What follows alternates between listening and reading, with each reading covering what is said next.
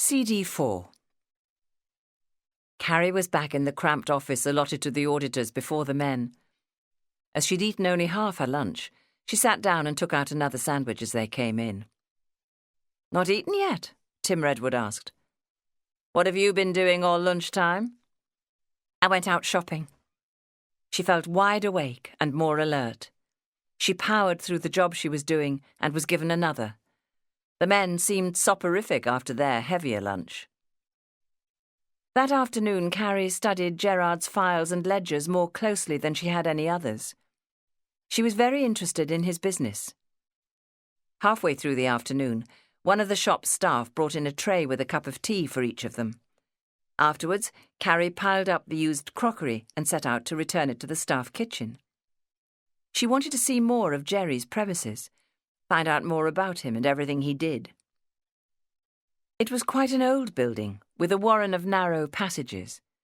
She was passing 2 doors marked private in very large letters when she met the girl who'd brought them the tea. "What goes on in these rooms?" she asked. She was curious and had been told that a good auditor should question everything. "Mr. Milner does jewellery repairs in there. He can design jewellery for you if you want something special. Nobody else is allowed in. The rooms are kept locked because there's bits of gold lying about, and even a tiny bit is worth a lot of money." Later on, Gerard Milner came in to speak to Bill Brown. Some sixth sense seemed to tell Carrie he was near and make her look up. His dark eyes were watching her. Was he flirting with her? Yes, she thought he must be. How could she help but smile at him? But her colleagues had noticed. "Wow, I think he fancies you," Robbie Wilson chortled when he'd gone. "Stay clear of him," Mr. Brown ordered sternly, conscious of his responsibility as team leader. "He's off limits. Mr. Groves would not want a clerk of his getting involved with a client. Understood?" "Yes, sir," Carrie said. But when she went to bed that night, Gerard Milner was very much on her mind. She knew it was important to toe the Atherton and Groves line, and she wanted the senior staff to approve of what she did, but Gerard Milner had already bewitched her. She felt strongly attracted to him, even though he was quite old. He was a successful man, the owner of a profitable business. Surely he couldn't be interested in her. Perhaps she'd misread the signals he was sending out, and they did not mean what she'd supposed. The next morning she took extra care with her hair and wore her best blue dress to work. All morning she looked out for him, but didn't catch so much as a glimpse. At lunchtime, no sooner had the men gone out and she'd opened up the serviette in which Prue wrapped her sandwiches than Jerry came looking for her. She was delighted. "How about bringing your lunch up to my kitchen?" he said, "and I'll make us a cup of coffee. I enjoyed your company yesterday, so why not do it again?" Carrie was eager to follow him up, but she could do no more than nod. She felt very daring, because she'd been warned off him, and she knew that going to his private quarters would bring down Mr. Groves's wrath on her head. In the kitchen she sat down at the table again. "I'm not as organised as you," he began, cutting slices from a loaf to make himself a sandwich, then getting out a jar of gentleman's relish. "I've never heard of that," she said. "What is it?" "A good old-fashioned standby for sandwiches. Here, have a taste." He seemed relaxed. It was as though they'd known each other for years. I think I prefer my bloater paste and lettuce," she said. "You must find it handy living here. It's very central for shopping and everything." "Very handy for doing more work," he said. "My office being just 1 floor down from my sitting room. I'll show you round when we've eaten." That made Carrie's cheeks burn. She knew she shouldn't be chatting to him like this, and she certainly shouldn't see more of his flat, but she couldn't bear to turn down his invitation. There was nothing she wanted more than to see it all. He asked her where she lived, and she told him about her aunts Prudence and Maud who'd brought her up because her father was working abroad. When he took her to his sitting room, a large square room with 2 big windows looking down 5 stories to Lord Street, she said, "It's lovely." It was furnished with antiques and 2 enormous modern sofas, and the same thick carpet as the shop. "You might as well see more of it now you're here," he said, and threw open 2 more doors, revealing a very masculine bed covered with a heavy, dark quilt, and a bathroom beyond. Closed the doors again quickly, as though understanding her embarrassment. "Just bachelor accommodation," he said, moving her back to the sitting room. "I'll make that coffee, and we'll have it in here. You can keep me company." "I can't," she said, catching sight of the ormolu clock on the mantelpiece. "I've got to get back to work. I'm only allowed an hour." "Sorry. Tomorrow, then? I mustn't upset Dougie Atherton." "It's Mr. Brown who mustn't know," Carrie said. "He's my team leader. But we won't be here tomorrow, and possibly not the next day either. He's taking me to stocktake at your branches in Woolton and Egbert." Robbie Wilson and Tim were going to the other 2 branches. "But you will be here on Friday?" "Yes, we'll be back as soon as we've finished." Gerard walked with her to the door. Before she realised his intention, she felt his arms pull her close, and his mouth came down on hers in a real lover's kiss. It left her breathless and wanting more. "Friday, then," he whispered. Carrie knew she was falling in love. At last it was happening for her. It was what she'd dreamed of, what she'd longed for. She felt on top of the world. Chapter 9. At 3 o'clock on Thursday afternoon, Archie was woken by the telephone ringing in the hall below. Beside him, he felt Marion stir, but he knew she wouldn't get up to answer it. He heaved himself off the bed, pulled the eiderdown round him, and padded downstairs. It was Rod. "I'll be back with you tomorrow," he said. "I've got to take you to meet those last few jewellers." "I'm afraid we've arranged to work tonight," Archie said. "Oh? Where?" Archie had to think for a moment. "Fletcher's in Manchester." "Good. Then on your way home tomorrow morning, you could come through Rainhill and pick me up? 2 of the shops are near here, so we could do those." "We won't be on top form after working all night." "You'll be able to shake hands and smile, Archie. We can see Gerard Milner the next day." "How's your mother?" Archie asked. "I hope she's doing well now." He heard Rod sigh. "Oh, not very. She's been up and down and went back to hospital once. But she's stable now and I think picking up. As you know, I've had to keep delaying my return to Joburg. I can't leave her here like this. I've booked us both on next week's boat. Fortunately, everything seems to be ticking over well there." "You're lucky there's a weekly mailboat sailing," Archie said. "I am. Tomorrow morning, then. Come and pick me up on your way home, but not before 9. Archie wasn't pleased. They all hoped to be home early when they worked at night. "You could get yourself some breakfast before collecting me," Rod went on, as though reading his thoughts. "There's a transport cafe at the bottom of the East Lancs Road. It's open all hours, and the food isn't bad." For Archie it was bad news that Rod was coming back, and he crept upstairs miserably. It made him feel a fool that he totally misjudged the work Rod had intended him to do, and he was ashamed that they were getting rich by helping thieves to market their stolen goods. Engagement rings had a sentimental value for their owners that couldn't be replaced with a new ring. He got back into bed alongside Marion, thinking she was still asleep, but her arms went round him, and all his misgivings spilled out. "You poor love," Marion said. "You're living on your nerves. You must learn to relax. Rod isn't here yet." They spent the next hour or so making love, and Archie felt better when they got up to go to work. They were eating scrambled eggs on toast before setting out when Rod rang again. "Change of plan. Don't pick me up tomorrow morning. Mother was sick all over her bed this afternoon, so I got the doctor out again.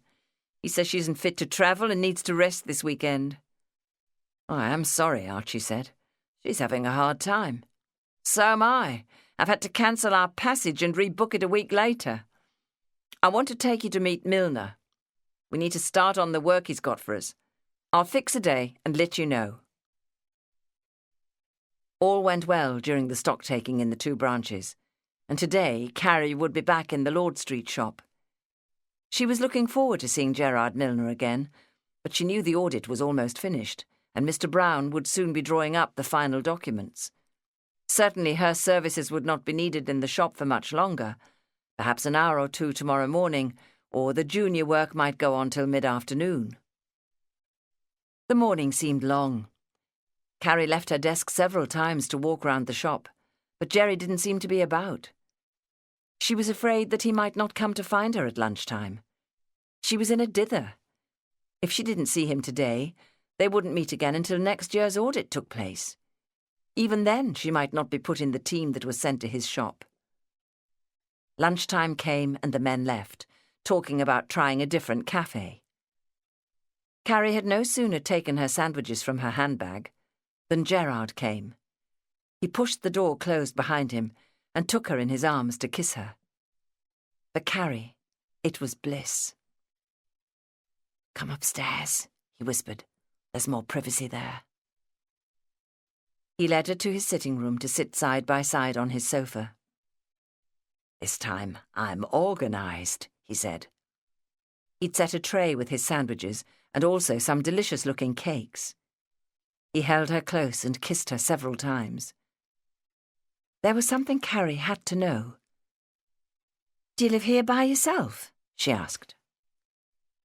"Yes, you can see I do. It's a small bachelor flat. I find it lonely here on my own." She fully understood that. She told him about her twin sister getting married and how lonely she'd felt since. But his flat was a lot bigger than the one Connie and John shared. He'd shown her only one bedroom, but that had a double bed in it, and there seemed to be more rooms. "You aren't married, then? You don't have any family?" "No, not close family. I have relatives all over the place, but I need friends too." He pulled her close for another kiss. "I think you're gorgeous. I do hope I can see more of you." "We've just about finished the audit," she said. "It's probably my last day here." "I know. We could meet after work. Would you let me buy you dinner?" Carrie's heart seemed to bounce. "That would be lovely. When?" "Tonight, if you like." "Oh, I couldn't. Aunt Prue expects me straight home from work. She prepares a hot meal for me and Aunt Maud." "Or I could take you to the Royal Court. I've heard the show there is good." Carrie hesitated.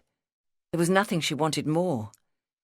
"It's difficult when I haven't let her know. We don't have a phone at home." "You've probably got lots of boyfriends your own age," he said, drawing away from her, disappointment on his face. "Not at all. What about Saturday? I'll be free from lunchtime onwards." Aunt Prue was used to her going out on Saturday nights. She wouldn't probe too deeply. His face fell. "I'm afraid I can't. Saturday is my busiest day and I'm tied up over the weekend.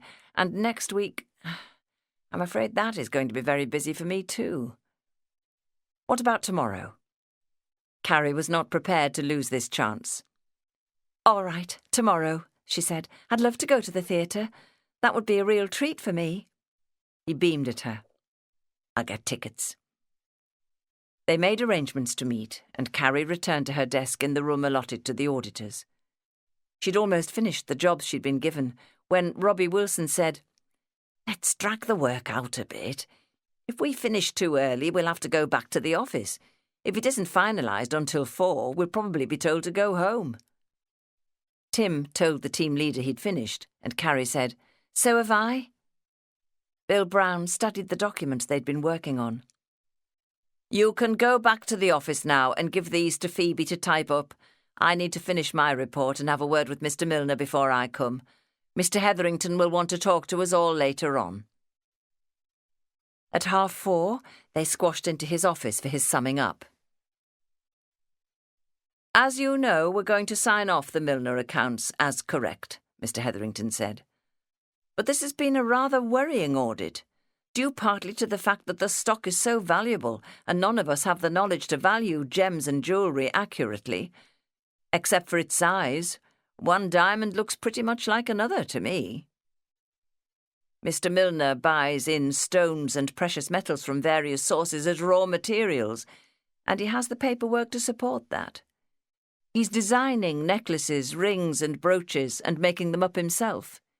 He has them assayed in Chester before selling them at greatly enhanced prices. All of that is normal business practice. But there's something about Mr. Milner that makes me suspicious. Carrie burst out without thinking. Such as what?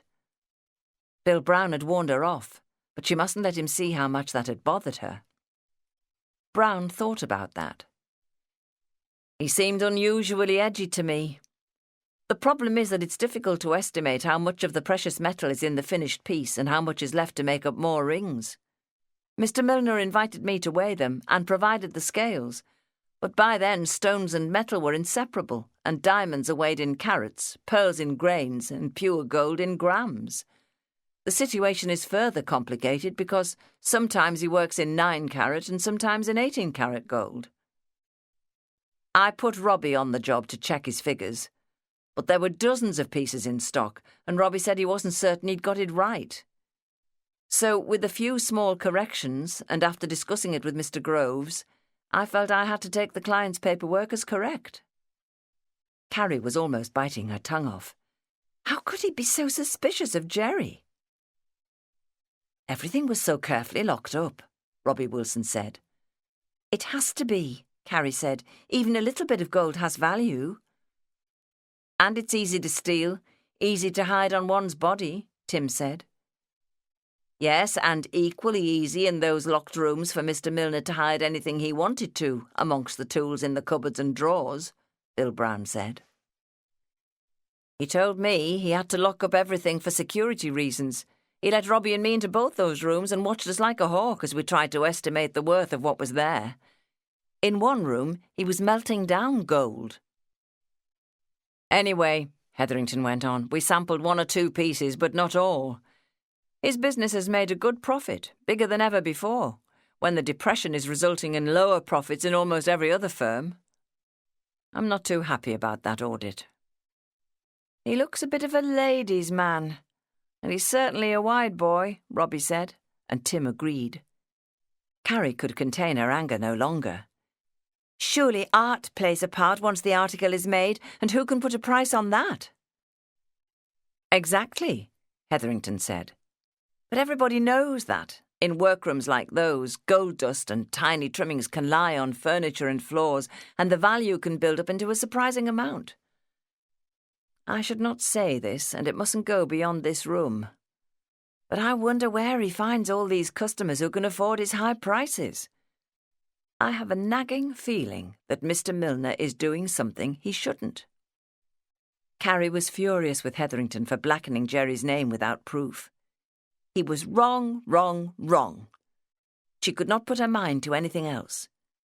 Jerry had seemed so open and sincere. She'd seen no reason to think he was in any way dishonest. Surely she couldn't be wrong.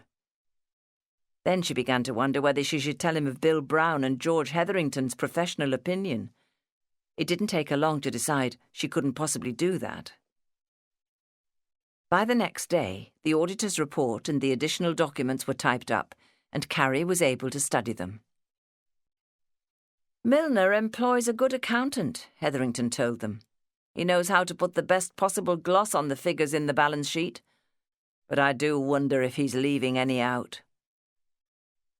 When Carrie told her aunts she was going out on Friday night, Prue was not too happy. You know, I don't like you being out late on weeknights, she said firmly. You must get your sleep if you're to do your work the next day, and you need time to study. Maud marvelled. Looky you, invited to go to the Royal Court to see a play about Sherlock Holmes. You'll have a lovely time. Is it being put on by the repertory players? It'll finish about 9:30, Prue. You needn't worry about Carrie being out too late. Carrie found it difficult to decide what to wear. She'd worn her best dress to work, so it had to be her blue twin-set and pencil skirt because Gerard hadn't seen her in those.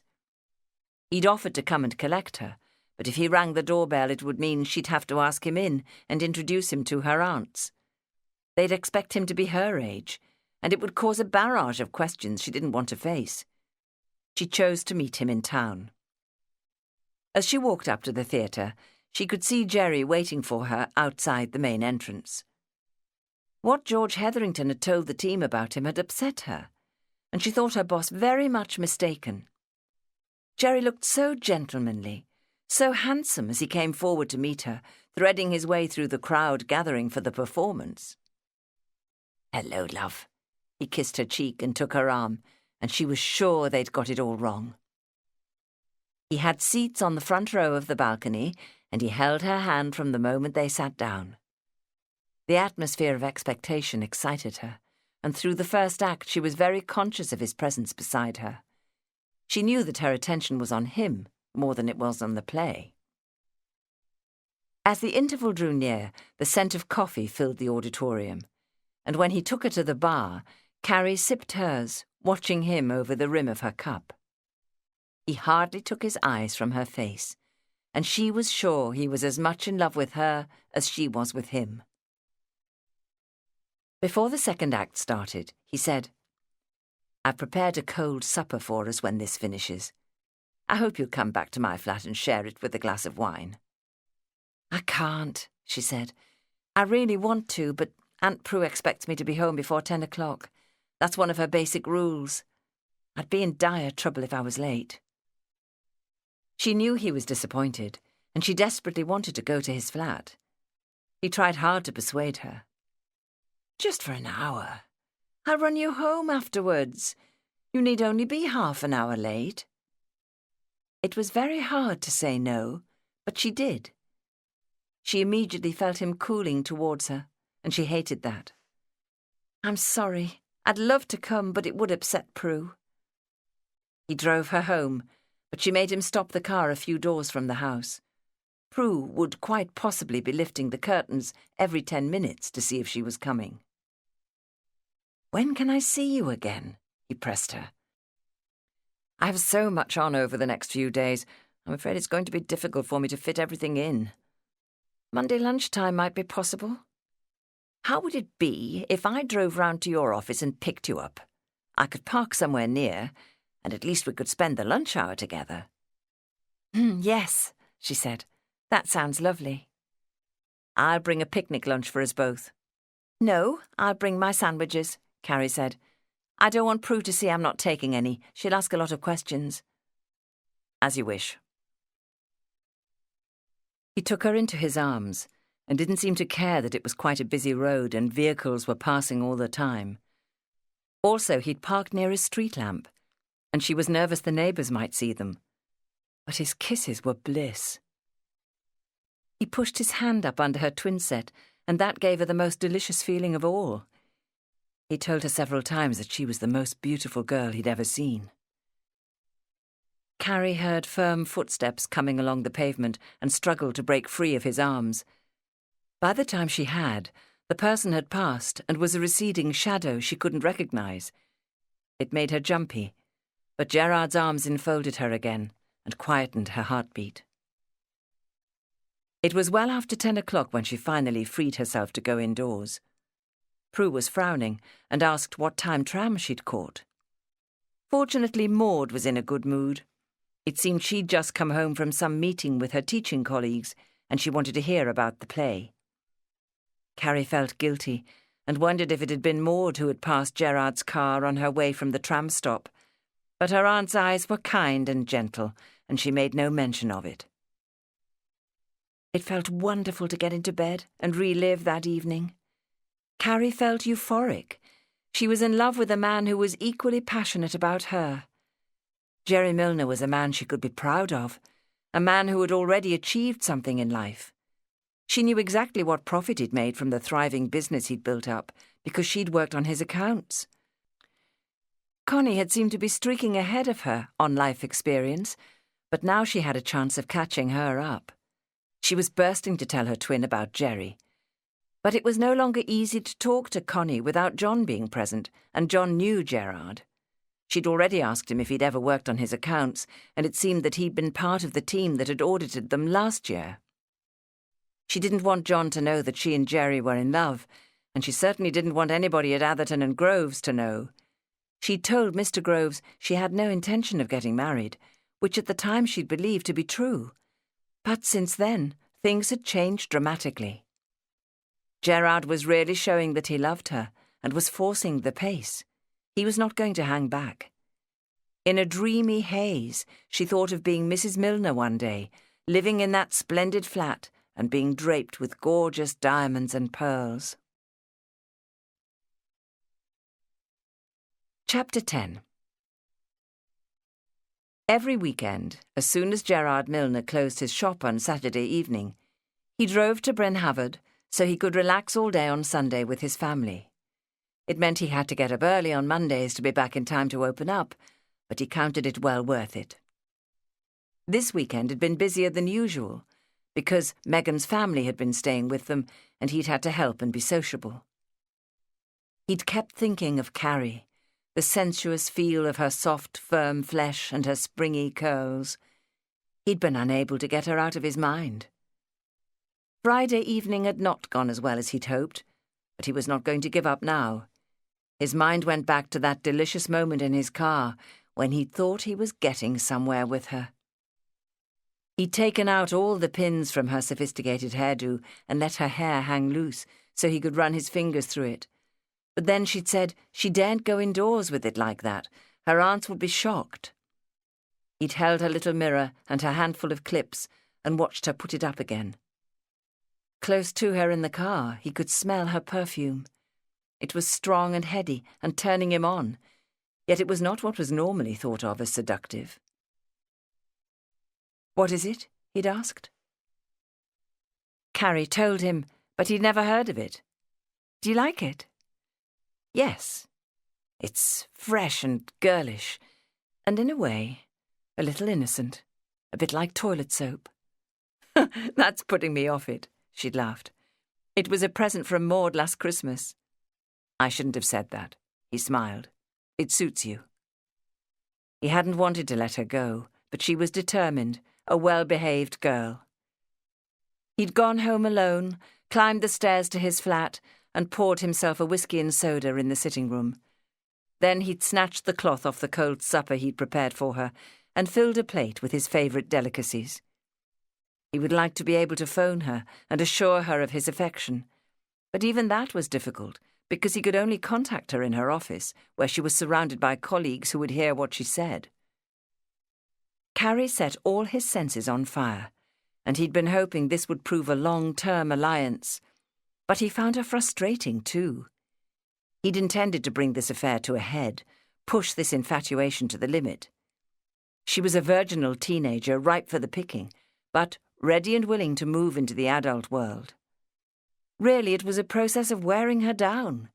Sooner or later, he was sure she'd give in. He longed to be her guide and teacher, but she was forcing him to wait. Next week it would be difficult to see much of her because he'd arranged to bring his wife Megan and younger son Ivor back with him. They were hoping Ivor would be joining his older brother at Liverpool College in September. Megan was taking him there for what they called an entrance exam at 11 on Monday morning. Really, it was more of an assessment of his capabilities. The headmaster had invited them to have lunch at the school and see their older son play in a cricket match that afternoon. Gerard had thought he could rely on them being out of the way for most of that day, and it would be safe to see Carrie at lunchtime. On Tuesday, Megan would need to rig the lad out in school uniform, and she'd probably want to stay for the best part of the week, to take him round the museums, enjoy a theatre show or two, and buy more clothes for herself. It would be difficult to fit in the time to see Carrie. Sunday night always came too quickly, and as planned, he drove his family back to Liverpool. No sooner had they unpacked and he'd settled down with a nightcap than the phone rang. He wasn't expecting anyone to call. Could it be Carrie? She could have slipped out to a public phone. He leapt to his feet to answer it, almost overcome with guilt and nerves that Megan might hear, but she was seeing Ivor into bed. He was disappointed to hear a man's voice. "Rod Reinhardt here?" "Oh, yes. Hello." Gerard had been expecting a call from him for some time. "How are you?" he asked. "My team is ready and everything is in place now. I'll bring them round and introduce them tomorrow morning, and they'll be able to start work sometime next week." Oh, my goodness. No. I'm sorry, Rod. I rather expected more notice. He lowered his voice. I won't be able to show you all the goods tomorrow. I have some very special pieces that I don't keep here on the premises. It's safer not to, but I'll fetch them next weekend. I can have everything here by a week tomorrow. Gerard, we don't work civil service hours, and I'll not be in England much longer. I know, and I'm sorry. I've been expecting you for ages, and now is a particularly busy time. I've had the auditors in all last week, and my family will be with me most of this week. He heard Rod's sigh of resignation. Monday next week is all right, though? I'll have to ring Marion and change it. What time? Early, say about 10? Shall I just bring them in and ask for you? No, Rod, come to my private entrance at lunchtime. I close the shop at 1 o'clock, and I'd prefer my staff not to see you. I can lay on a little light lunch. There'll be 4 of you, yes? Yes, thank you. How many days' work do you have for us? Well, that depends how quickly your team works. There's quite a lot. They'll come back to do the work after I've returned to Joburg.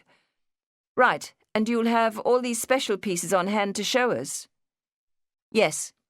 See you a week on Monday, then. I look forward to that lunch. Gerard paused uneasily when he'd put the phone down.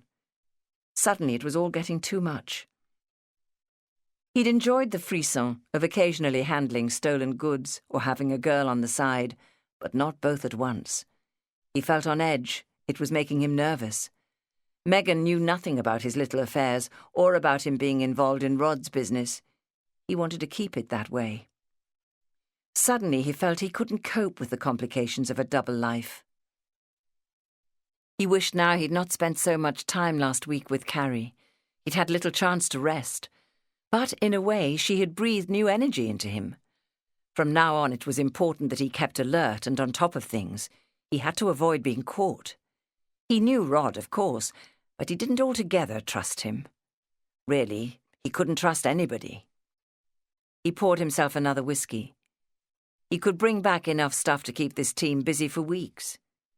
A pity he couldn't see much of Carrie this week, but it couldn't be helped. Hopefully he'd be able to pick up with her later. She'd seemed keen. Usually on Saturdays, Carrie went to work in the morning and then on to a lecture from the Liverpool Society of Chartered Accountants at 11 in their office in Fenchurch Street. But because she'd worked overtime on 2 evenings, she was given Saturday morning off, which meant she could sleep in. She had an exam coming up and needed to get down to some studying, but she found it a struggle because Gerard Milner was on her mind. Maud had told Archie she'd pop round on Saturday morning with a sleeveless pullover she'd knitted for him. But Prue had involved her in baking for some church fundraising occasion that afternoon, and she'd asked Carrie to take it instead.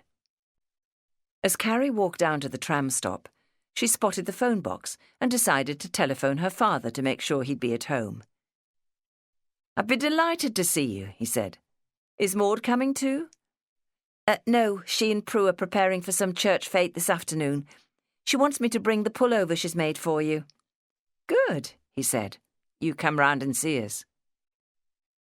Marion let her in, welcomed her warmly, and ushered her into the sitting room. "How are you getting on?" her father wanted to know. "Are you still happy as an articled clerk?" "Yes, very happy. I'm thoroughly enjoying it. It's a different life altogether."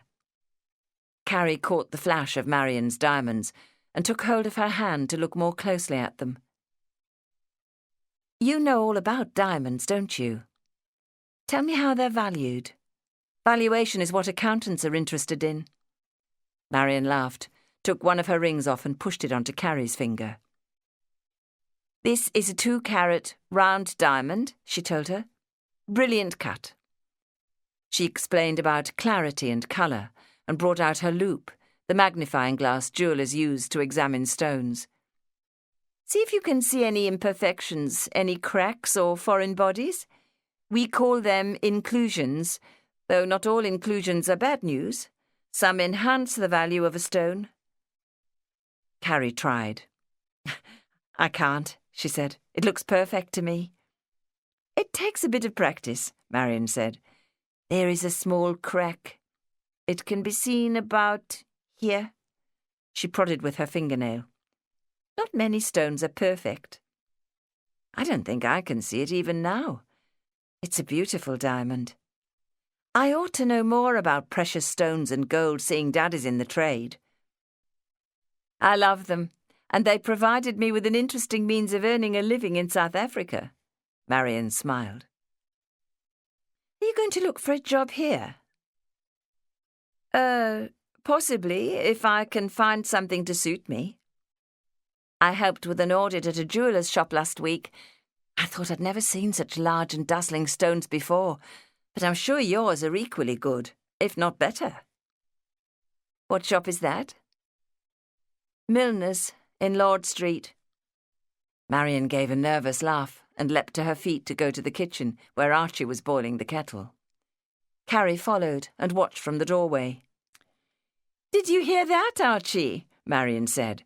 Carrie's been working in Milner's the jewellers. Do you know it, Dad? It's a gorgeous shop. She saw them exchange uneasy glances, and then Marion carried the tea tray into the sitting room. Carrie followed, picking up the plate of chocolate biscuits that was to accompany it. Tell me more about diamonds, she said. But Marion's enthusiasm seemed to have waned. Drink your tea before it goes cold, Archie said. Don't give me the brush off, Dad. Carrie felt impatient. I've been working with this team in Milner's, and we all thought we should know more about the business. Come on, tell me all about gold and precious stones. Diamond is the hardest substance on earth, and yet it symbolises love, Marion said, with a sense of duty in her voice. I've yet to find a woman who doesn't love them. Even if the man who gives them lets her down, she might be able to console herself by selling them and getting a little cash back. Though there's practically no second-hand market in diamonds. No second-hand market in diamonds? Surely there must be. Carrie had learned from her bookkeeping work that everything had a value, however old, even second or third hand. There's always a value, she said, though it can get less and less over time. A diamond ring looks much the same if someone else has worn it. It doesn't wear out. Marion was shaking her head. Diamonds are different. Every woman wants them because not only are they beautiful ornaments, but they have come to signify wealth and status. Most diamonds are bought by men to give to women, and women prefer new ones. Would they know the difference? Possibly not by looking at them, but nowadays all jewellery is hallmarked with the date and place where it was made. Diamonds are cut differently now. We've learned how to make them sparkle more, and fashions change in jewellery as in everything else. But there are some diamonds that are said to be worth a fortune, Carrie protested. Think of all those in the crown jewels. Yes, very big ones like the Hope or the Cullinan. They were cut up into lots of pieces, but they were still big enough for a king's crown. There are fancy diamonds too, in rare colours. Yellow and green, Marion said. And they always fetch high prices. But most diamonds mined today are clear little stones. Occasionally the work that has gone into making a necklace or a brooch is superb, and that adds to the value. She picked up a biscuit. When diamonds were first discovered, only the very rich could afford them, and the rarely seen glitter gave both the owner and the stone status. They commanded high prices because they were scarce. But over the years, new diamond deposits were discovered and opened up. Carrie thought it was beginning to sound like a lecture, but it was what she'd asked for. More jewellery was made that sparkled just as brightly, but it could be bought more cheaply, Marion went on. The companies that had become rich and powerful selling to the rich were no longer able to make the profits they had. The rich didn't want diamonds now that they were no longer a luxury, and demand for diamond tiaras and extravagant jewellery almost disappeared. As long ago as the start of the Great War, De Beers persuaded the other big South African diamond mining companies to join together to stockpile diamonds and limit the amount offered for sale. They agreed to charge a high fixed price, and that helped to stabilise the market. De Beers understood that their future lay in selling to the masses, while making diamonds appear to be an exclusive luxury. Second-hand diamonds are only rarely seen for sale, as this too would upset the agreed fixed price. Carrie's father smiled at her. Gold is different again. It has a publicly quoted international price because governments use it to back the value of their currency. When she left to go home, Archie kissed her and said, "Come again. It's good to see you." Waiting at the tram stop, Carrie decided that something she'd said had made Dad nervous and changed Marian's manner. But she'd got what she'd wanted, a lecture on jewellery. She shared Marian's fascination with jewellery, and diamonds in particular. They had a lot in common. Chapter 11. On Saturday afternoon, Carrie went round to see Connie. Her sister had always been her confidant, and she was bursting to tell her about Gerard. She knew she could trust Connie with her secrets. They'd never kept things from each other. She found Connie cleaning the living room and John helping her. "Everything has to be done at the weekend," he said, as he pushed the carpet sweeper up and down. "How are you getting on? I understand you've been at Milner's this week." "Yes," Carrie said, hoping he'd go out and leave her alone with Connie. "It's a lovely shop, and I saw the most marvellous diamond rings and necklaces. Out of this world." "I've got to go out," Connie said. "I lost a filling from my tooth on Thursday, and I've got a dental appointment this afternoon." Carrie brightened up. "My teeth are fine, but I'll come with you," she offered. "That's great. We've always gone together to the dentist, haven't we?" "So Connie said," John smiled. "I offered to go with her, but I've plenty of other things to do. I need to fix up some shelves so I can unpack my books. It's not easy to find time for everything." "Good idea," Carrie said enthusiastically.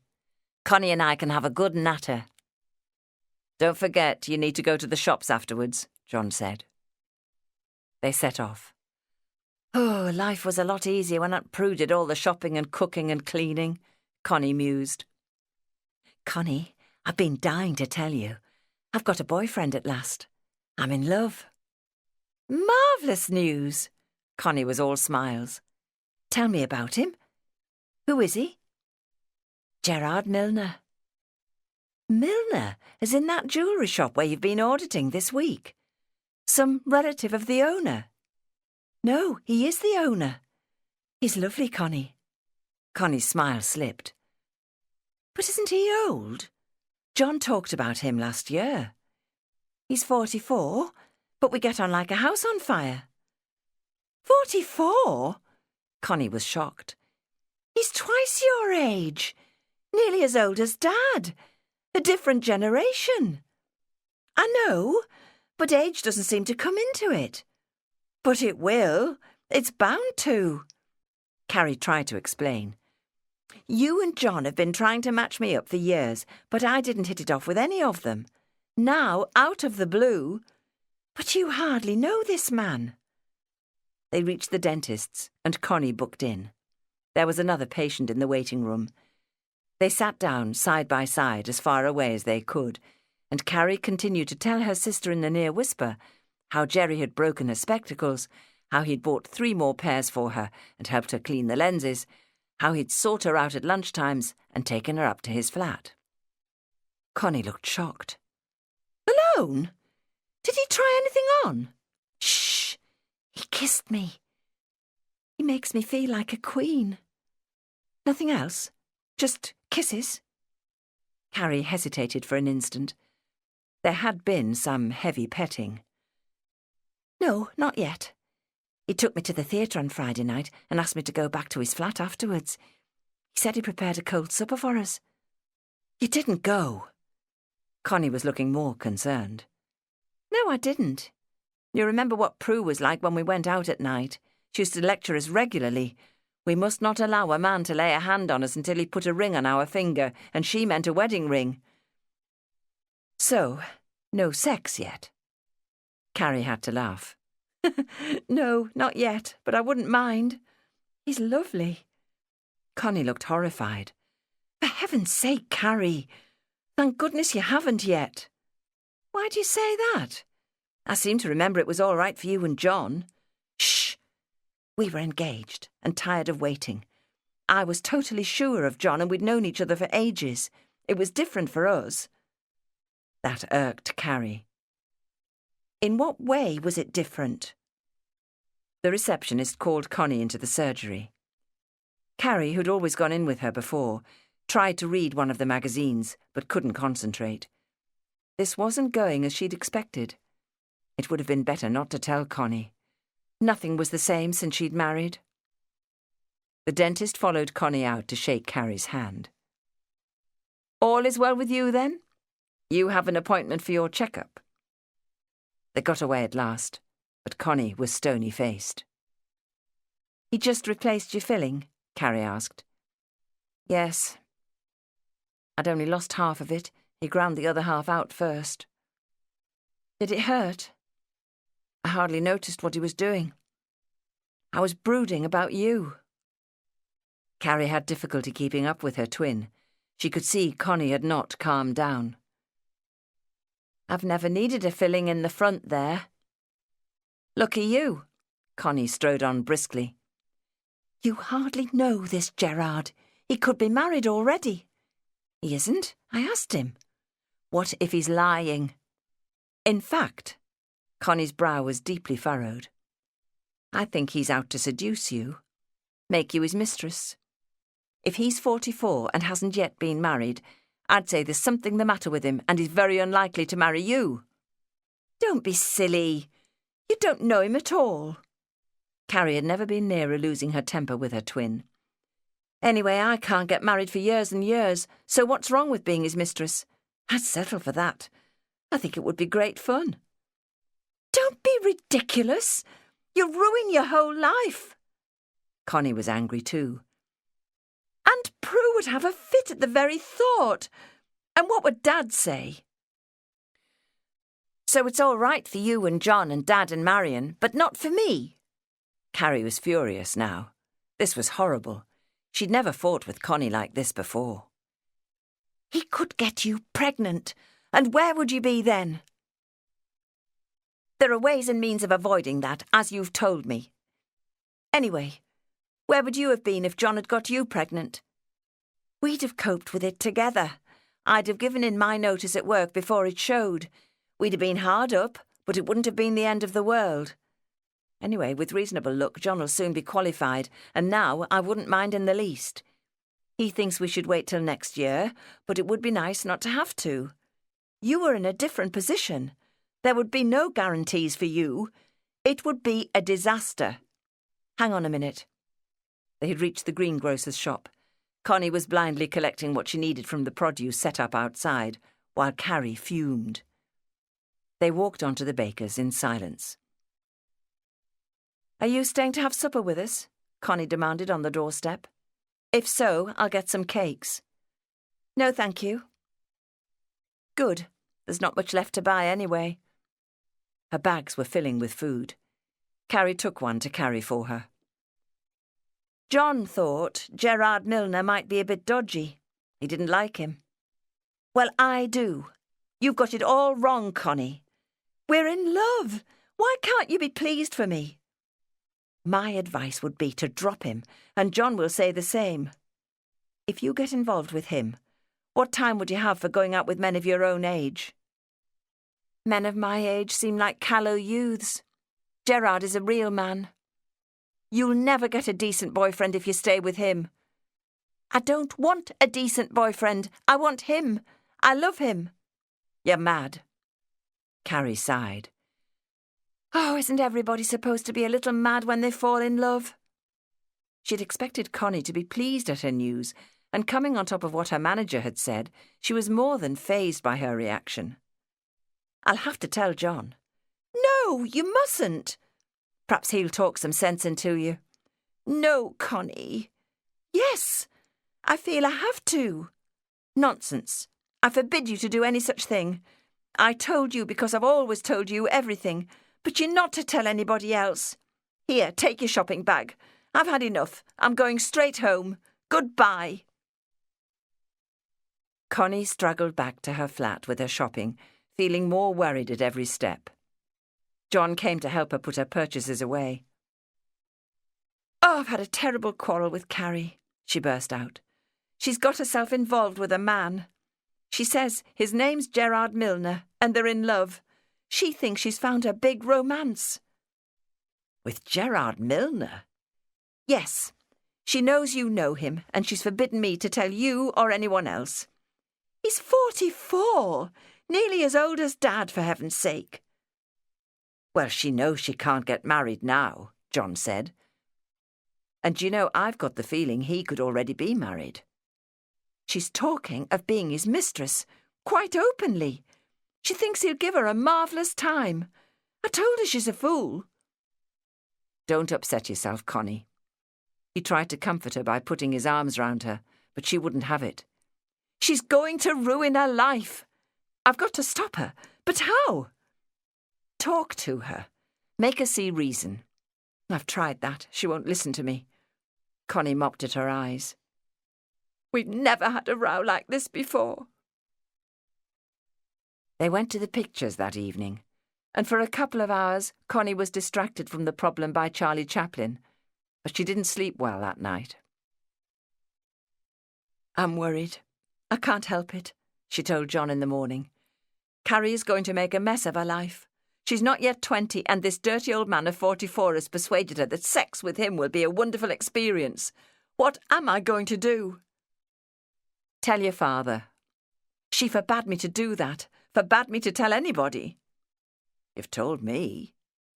"Yes, well—" "Connie, if you're worried, you must do something about it. Let's go down to the phone box after breakfast and ask your dad if we can go round to see him this afternoon. He ought to know what she's up to." "Yes. I don't like being the only one in the family who knows. They'll blame me if things go terribly wrong for her. What if she gets pregnant?" "Even more reason to tell your dad." "I thought you were taking me out this afternoon." "OK. Ask him if we can come round for a cup of coffee this morning. Say there's something you want to tell him." When they arrived in Allerton later in the morning, Archie opened the door to them. "I'm intrigued," he said. "What is it you want to tell me?" Connie could smell the coffee as soon as she was in the hall. In the sitting room, with Marion handing round chocolate biscuits, she recounted the story. She was surprised at the effect her words had. Her father leapt to his feet, a crimson tide rushing up his cheeks, his fists clenched. "The dirty rotter! He's a married man with children. Carrie's little more than a child. I'm going to punch him on the nose." "Calm down, Archie." Marion took charge. "Fighting talk will not help in this situation. He's a criminal, and he's taking advantage of a young girl who spent a few days working in his shop. And you, Marion, turned her into a raving beauty to catch his eye." I know. But come and sit down. You're angry and saying things you don't mean. Let's try and think of something that might help." "He needs frightening off." "I can't believe Carrie is that naive. Wanting to be his mistress. She'll end up a gangster's moll if she doesn't watch out." "Archie, please." "Connie, are you sure she meant it? She wasn't just saying—" "She meant it all right. She was deadly serious. She thinks he's in love with her." "All right." Marion was still standing. "I think we should start by reasoning with her." "She won't listen to me," Connie said. "I'll talk some sense into her, the brainless fool," growled Archie. "Carrie is nobody's fool," Marion said. "And I don't think you're the best person to do this." "You do it then." "Archie, shush. I don't know this man. I've never met him. But you do, John. Would you be willing to have a word with Carrie?" "Me?" "I don't think young people want to take advice from their parents. They think we've lost touch with everything. But you're her generation. She'd be more likely to accept it from you." "Why would she? She wouldn't listen to Connie." "She took your advice about applying to Atherton and Groves," Connie said. "Somebody's got to talk to her. Please, John." "I think you're the best person," Marion said. "You know this Milner fellow, and you've worked in his shop in the way Carrie has." I did that twice, but I can't say I really know him. John sounded reluctant. I'll try if you think it might help. Thank you, Marion said. You won't lose your temper as Archie would. Be persuasive and have your reasons worked out. I'll do my best. Connie, I've been meaning to ask if you'd like me to take you to my hairdresser. I wanted to treat you both the same. That's only fair. Connie's hand went up to touch her thick, unruly curls. Oh, Marion, I'd love that. We don't want to look exactly alike anymore, but I want to be made over. I think I'd like mine cut short, really short. Zoe will advise on what would suit you. Shall I try and get an appointment for you next Saturday? Connie was delighted. Oh, yes, please. She felt much happier as she went home on the bus with John. As soon as the front door had closed behind them, Marion turned angrily on Archie. What were you thinking of? She demanded. You completely lost your head and said far too much about Milner. I thought you didn't want your family to know what we were up to. I know I lost my rag. I'm sorry. Connie won't have noticed. John will, but there are no flies on either of them. We're supposed to see Milner tomorrow. I can't possibly work with him. Archie, you've got to. The last thing we need is a scrap between you two. It could upset the whole apple cart. Rod would be furious with you if you did that. You'll have to forget Carrie. Anyway, what's all the fuss? I reckon she's the sort to take care of herself, and John will help her focus. Milner's a criminal. What on earth can she see in him? Archie knew he couldn't let Marion down, couldn't manage without her now, but he didn't want to face Milner. On Monday morning, Rod phoned again while they were having breakfast, asking to be picked up at the station in Lime Street.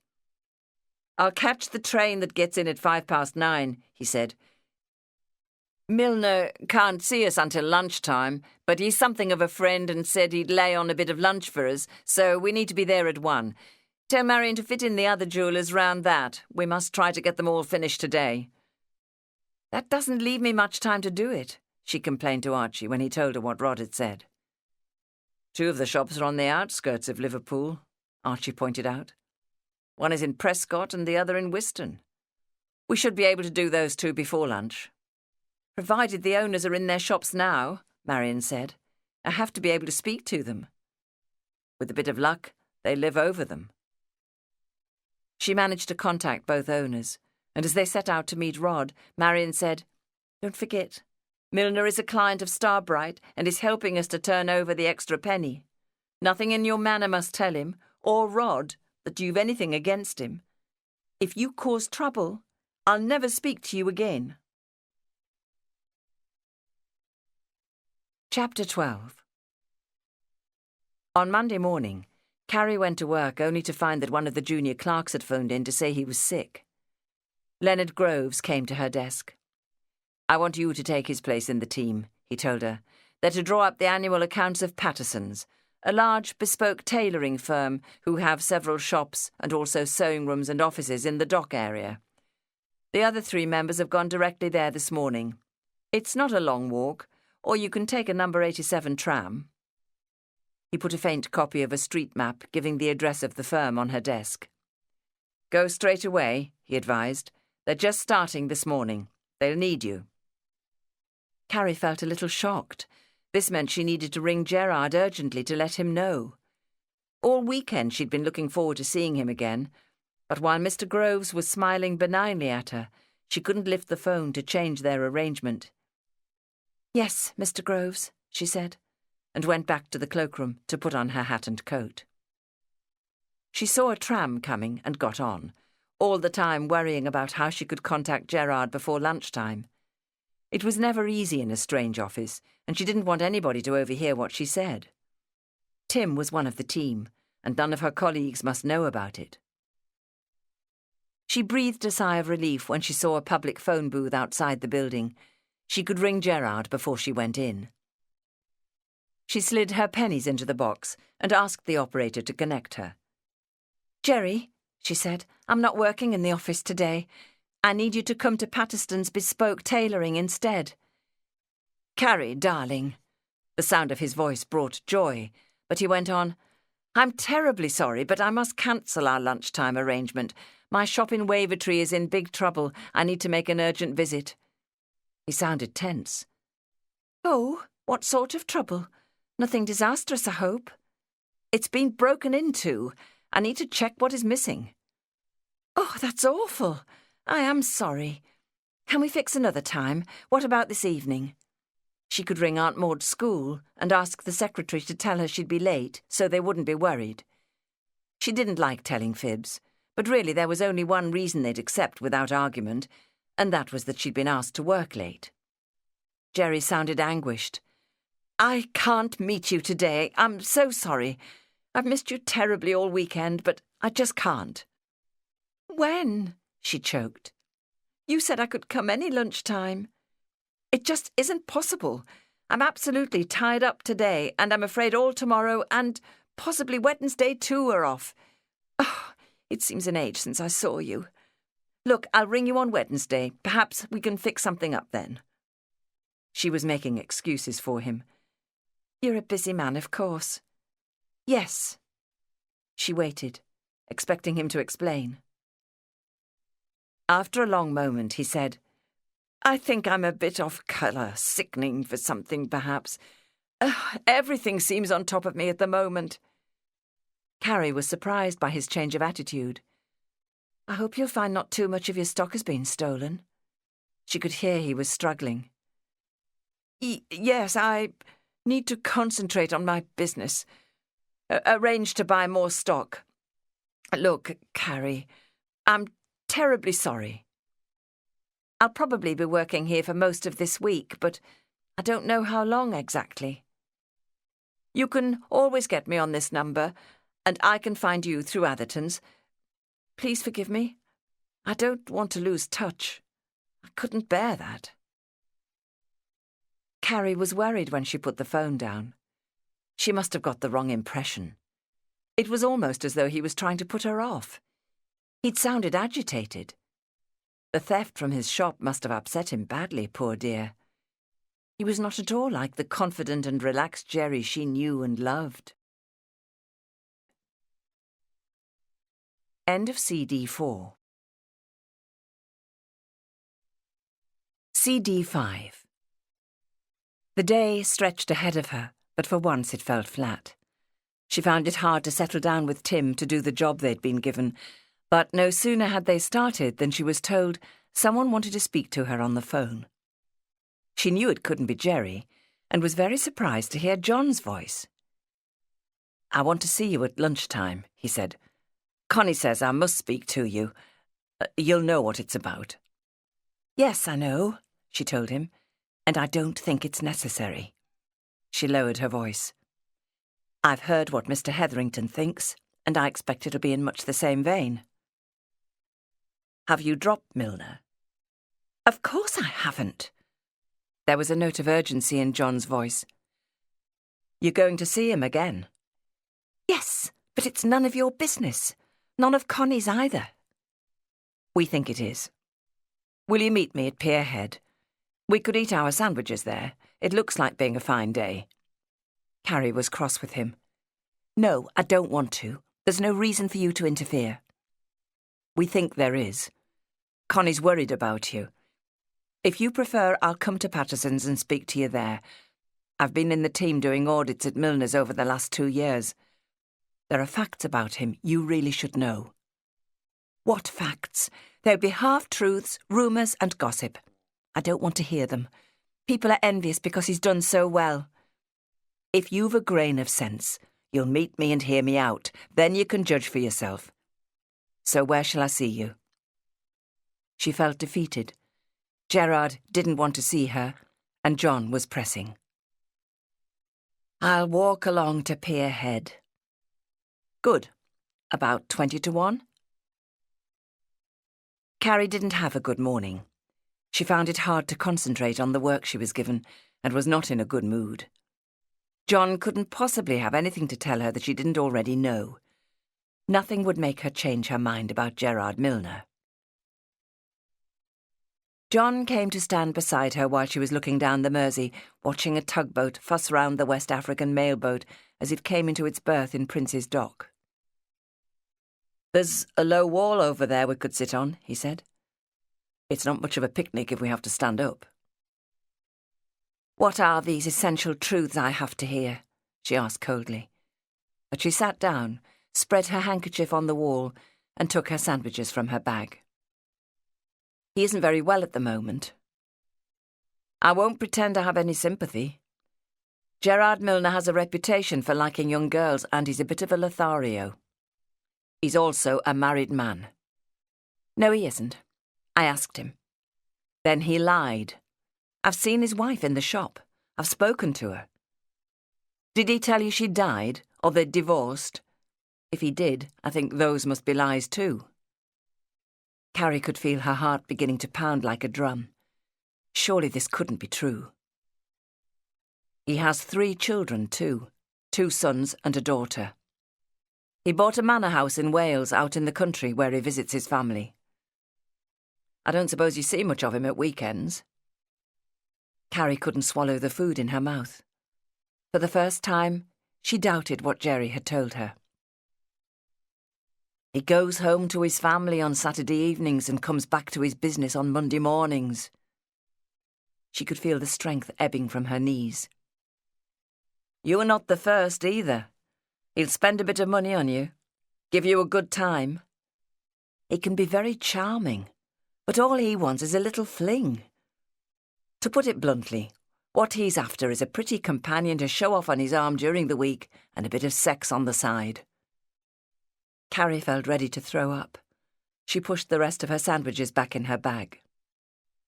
"Milner is not the sort of man you think he is. Also, he's a long-term client of Atherton and Groves, and if your liaison became known, you could be putting your training and career at risk. Connie's worried stiff that you're going to get hurt. So am I, so you must forgive me for being so outspoken. You'll ruin your life and your reputation if you persist in seeing him." She could see the sincerity on John's face, hear the desperation in his voice. "I'm fond of you, Carrie. I don't want you to be hurt, and I'm terribly afraid you're heading for trouble." She pushed herself suddenly off the wall and strode blindly away. She didn't want to hear any more. Had she been a complete fool over Gerard Milner? Even now, she couldn't quite believe it of him. She trusted John and knew he was telling the truth as he saw it. He wouldn't want to cause trouble for her. But she'd asked Gerard if he was married, and he'd said he was not. And he certainly hadn't acted as though he had a wife. She knew she wouldn't be able to believe ill of him until she heard it from his own lips. She made it back to work in time by the skin of her teeth, but she couldn't keep her mind on the job. It took her a couple of hours to calm down enough to make a decision, and it was that she must see him as soon as possible and ask him face to face. He'd said he would be busy all this week, but she'd worry about this until she'd had it out with him. She thought she'd found love, and now she ached inside at the possibility that he'd been deliberately deceiving her. Archie had driven to Lime Street in time to meet Rod shortly after 9 o'clock. Rod breezed out of the station, full of energy and enthusiasm, and wanted to go straight to Prescott. Unfortunately, they'd arranged to pick Bill Dainty up at 9:30, so they had to backtrack to collect him. "How's your mother?" Marion could be relied upon to appear calm and collected. "Far from well, but we're packing, and I hope the sea voyage will do her good. Nothing must stop us getting on the boat on Thursday. I've been away too long already." The visits went like clockwork. Rod drove back into the city and parked in Lord Street, a yard or two down from Milner's shop. It was a wide thoroughfare, bustling with shoppers and traffic. Customers were still going in. "High-class place," Bill Dainty murmured. "He'd be selling top-of-the-market stuff here." "We're to use his private entrance," Rod said. "He doesn't want his staff to recognise us. We need to drive round the back. It's round this block and there's an entry from another street. I know the way." 5 minutes later, Archie was stifling his qualms as Marion led them up an outside staircase to Gerard Milner's private quarters above the shop. Milner met them at the door. "Come in," he said, taking them into a comfortable sitting room. He was a handsome fellow, too suave and a bit of a tailor's dummy, but of course he'd have to wear that dandified outfit in his shop. Archie couldn't bring himself to look him in the eye. Milner was a criminal, and the thought of him seducing Carrie made him feel sick. He would have liked to take him by the throat, but Marion kept giving him warning glances. Gerard Milner was on edge as he waited for Rod Reinhardt to bring his team to be introduced. His daily help had set out the lunch on his dining table in readiness, but he couldn't sit still. He poured himself a beer and put out glasses for his guests. They arrived right on time. He'd just closed the shop. "This is Marion Collard," Rod said, "an expert in gemstones." Gerard liked the look of her. Very womanly. "Hello. I've worked with diamonds, so I know a bit about them," she said disarmingly. "But I'm not all that well up on other gems." "Bill Dainty, our general factotum. And this is Archie Courtney. He's by way of being our goldsmith." Gerard had put out his hand to greet him when he suddenly froze. "Courtney?" "Yes, that's right." An alarm bell went off in his head. Do you have a daughter?" he asked before he could stop himself. "Yes, twin daughters." Milner needed to support himself against the sofa. The floor seemed to be opening up at his feet. Carrie Courtney. Oh, my God! He hadn't foreseen this. What father would willingly shake the hand of a man who tried to seduce his daughter? "You know Carrie, don't you?" Marion was smiling at him. That ratcheted up his fear another notch. His mouth was too dry to speak. He was thankful he didn't have to, as she went on. "She told us last week that she'd been working on your audit." Gerard held his breath. Had Carrie mentioned that she was being wooed by him, chased by him? How would a young girl describe the attention he'd given her? This was worse than he'd first supposed. The room was beginning to spin round him. "Yes," said Archie. "She was very impressed with your shop." He felt a sweat of relief break out on his forehead. So Carrie had said nothing. Of course she had. It wasn't the sort of thing a young girl told her father. "Do you have a family?" Archie was inquiring. "Yes, 2 sons and a daughter." He was flooding with dismay, knowing he should not have said that. He'd told Carrie he had no near family. "He has a nice old manor house in Wales," Rod said. "All ready for when he retires." Gerard felt shaken.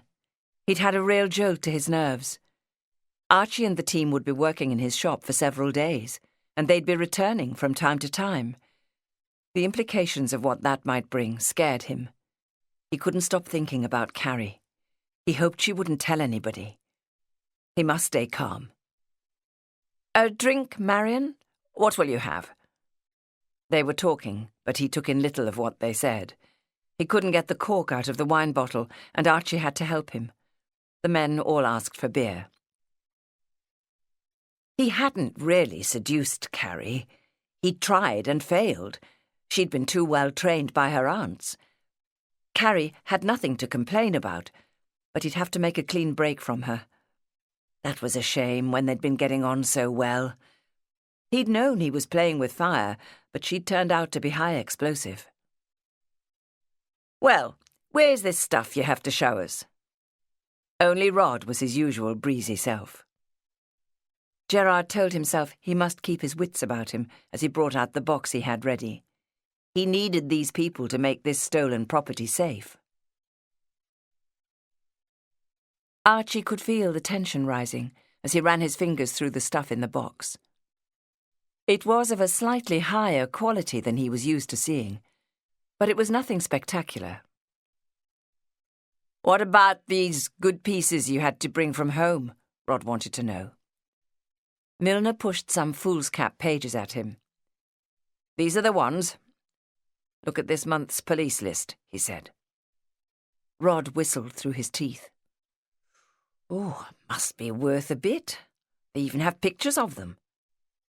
Archie knew it was a list of stolen jewellery that was circulated round the shops at regular intervals.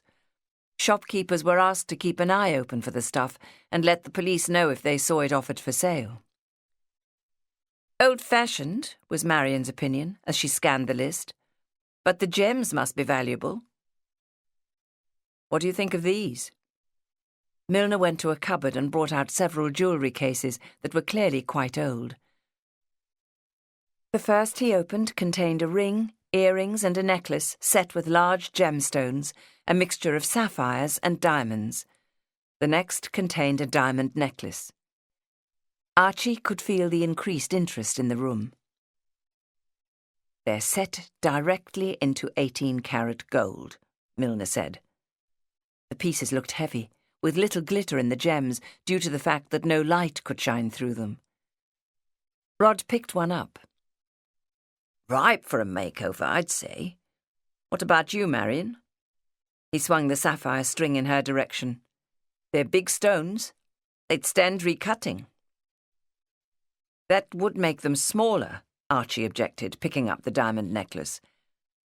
They'd lose some of their value. It would make them a little smaller, but the market value would go up, not down, Rod said. I'll bet you could create something very nice out of these, Archie. Can't make out when this was assayed. Get out your loupe, Marian, and tell us.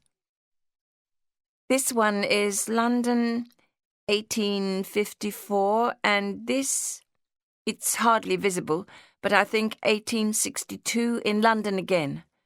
They're both very heavy and old-fashioned. Their value would be in breakdown. Gerard said, I also have this, and it's extra special. He opened a square leather case to display a magnificent necklace of Baroque river pearls with graduated strings of clear diamonds cascading from it. Archie gasped audibly with admiration. Wow, said Rod, lifting it up to take a closer look. This is lighter and has magnificent diamonds, more fashionable. What's that other thing in the case? It's a base metal frame, Gerard said, lifting it out. The necklace can be made to stand upright on it and become a tiara. He demonstrated how it worked. What do you reckon it's worth? Hard to say. Rod lifted it to catch the light. A great deal. More than the other two combined. It's lovely, Marian said. Assayed in, let me see, 1880. There's a lot of diamonds here. The biggest must be 5 carats, and there are several other big stones. She was counting. 6 of them along the front here, and plenty of smaller ones. The bigger ones all need recutting, Gerard said firmly. That's the only way to make them safe. Could you do that, Marian? Rod asked. She was screwing up her forehead. No, I wouldn't want to botch stones like these. Bill was fingering the necklace. He whistled through his teeth. Worth a king's ransom. Archie took it from him. It would be a shame to break this up. It's from a different era and very beautiful. Original shagreen case, too. It's too easily recognisable and will have been specially insured, Gerard said. It'll have to be done. Worth a lot more broken up, Rod agreed. Why didn't you tell me you had these before now? I could have taken them to Amsterdam last month. I only saw them myself 2 weeks ago. Archie shivered. Does that mean they're from a recent robbery? They'll be hot property. They came from a big place in Wales. As far as I'm concerned, the sooner they're broken up, the better. A shame to do that. Archie let the necklace run through his fingers. It's a work of art. You won't change my mind, Milner said. That one in particular would be worth more broken up, and the stones would be unrecognisable. There's no other way to make it safe to handle. It would be worth another trip to Amsterdam, Rod mused. What else have you got? Anything else worth recutting? Possibly. Milner prodded around in his box and brought out a brooch and some earrings. I'm booked to return to South Africa on the Transvaal Castle next Thursday, Rod said, and I've got to go. I've already been away too long. But I might be able to catch a train to Harwich in time for tonight's ferry and take them over. There's a lot of work here, Marion said. It'll take a couple of weeks at least, maybe a month. Yes, one of you will have to fetch them back when they're ready. Best thing is to come with me now to learn the drill. What about you, Marion? She was frowning in concentration. Archie knew why. She didn't want to leave him with Milner, and she didn't trust him to keep his mouth shut with Rod either. What about both of us coming? She suggested. We've been working hard, and a break would do us good. A quick trip to Amsterdam won't be a rest cure. No, better if Archie stays here with Bill. You'll get through quite a lot of work while we're away. Marion shot Archie a warning glance. Okay, she said. They both knew it was no good arguing. Rod took a deep breath. Right, we need to get going. Time is of the essence. Archie, I want you to find out about train and ferry times for us, he ordered. Use my phone there, Gerard told him. Obediently, Archie got up to ring Lime Street station. You've got an hour to catch the train, he reported. It has a restaurant car and connects with a train that will get you to Harwich in time for the 5 o'clock ferry. Good. Rod was counting pound notes onto the coffee table. I've had to give Gerard a cheque to get more cash to fund this trip. Gerald smiled. There's always plenty of ready cash in a shop. Marion was stuffing the notes into her lizard skin purse, which exactly matched her large and elegant handbag. She always took charge of the cash and acted as banker for them. You take Marion back to the house to pack an overnight bag, Rod went on. Mine is in the car. Then you can pick me up and take us to the station. What about this jewel case? Milner was waving it towards Archie. It has the name of the retailer on it. It could be incriminating. Can you burn it? I have only an electric fire here. Yes. Archie was feeling like their lackey. What about that tiara frame? It's base metal, Marion said, and has no marks on it. You could drop that in our bin. Most people won't know what it is. Bill can make a start on the more mundane stuff you have here, and, Archie, you could come back after you've taken us to the train. He smiled. The sooner the work's done, the better. Archie was not pleased that Marion was going with Rod to Amsterdam. He didn't want to go with them. That would drag him deeper into Rod's criminal schemes. But he didn't want to stay on in Milner's premises either. He didn't want to be reminded of what that man had tried to do to Carrie. At least it would be restful at home with both of them away, but he wouldn't really be able to relax until he knew Rod was on his way back to South Africa. Chapter 13. Gerard Milner still felt shaky. It had come as a shock to find that Carrie's father was one of Rod's team. Of course, picking up a girl was always risky, but he'd done it before without it causing problems. He prided himself on seeing a danger before it could possibly land him in trouble, but he hadn't foreseen this. At least Rod had taken that hot necklace and other jewellery away. Earlier, he'd asked his daily help to prepare lunch for 5. But first Archie and Marion had shot away, and then Rod, leaving him with Bill Dainty. The last thing he wanted was to entertain that fellow for lunch, but he had to show he had no quarrel with him. He had thought Bill quiet, but once they started discussing the jewellery trade, he was surprised at his wide experience. Fortunately, Bill had an enormous appetite, and Rod ate quickly and wrapped some up to take for Marion, which got rid of most of the food. They carried what remained down to the workroom. Gerard told Bill it was for Archie's lunch, but he wanted it out of his flat before Megan came back.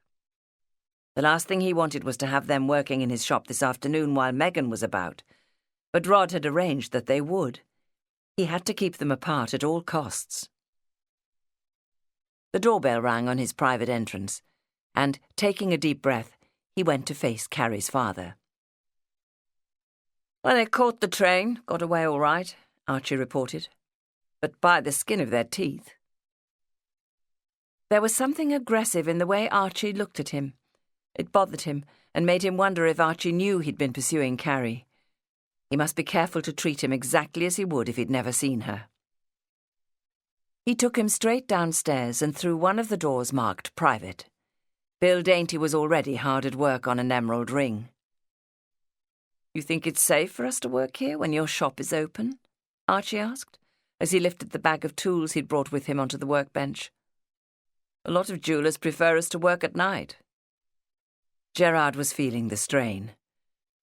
"It's very difficult for me at the moment, as my wife and son are here and will be for the next few days.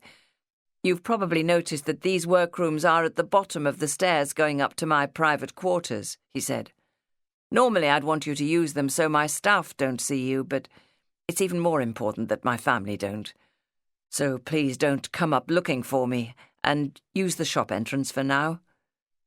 He wanted to impress on them the need to take care. "Did you notice that I've locked us in?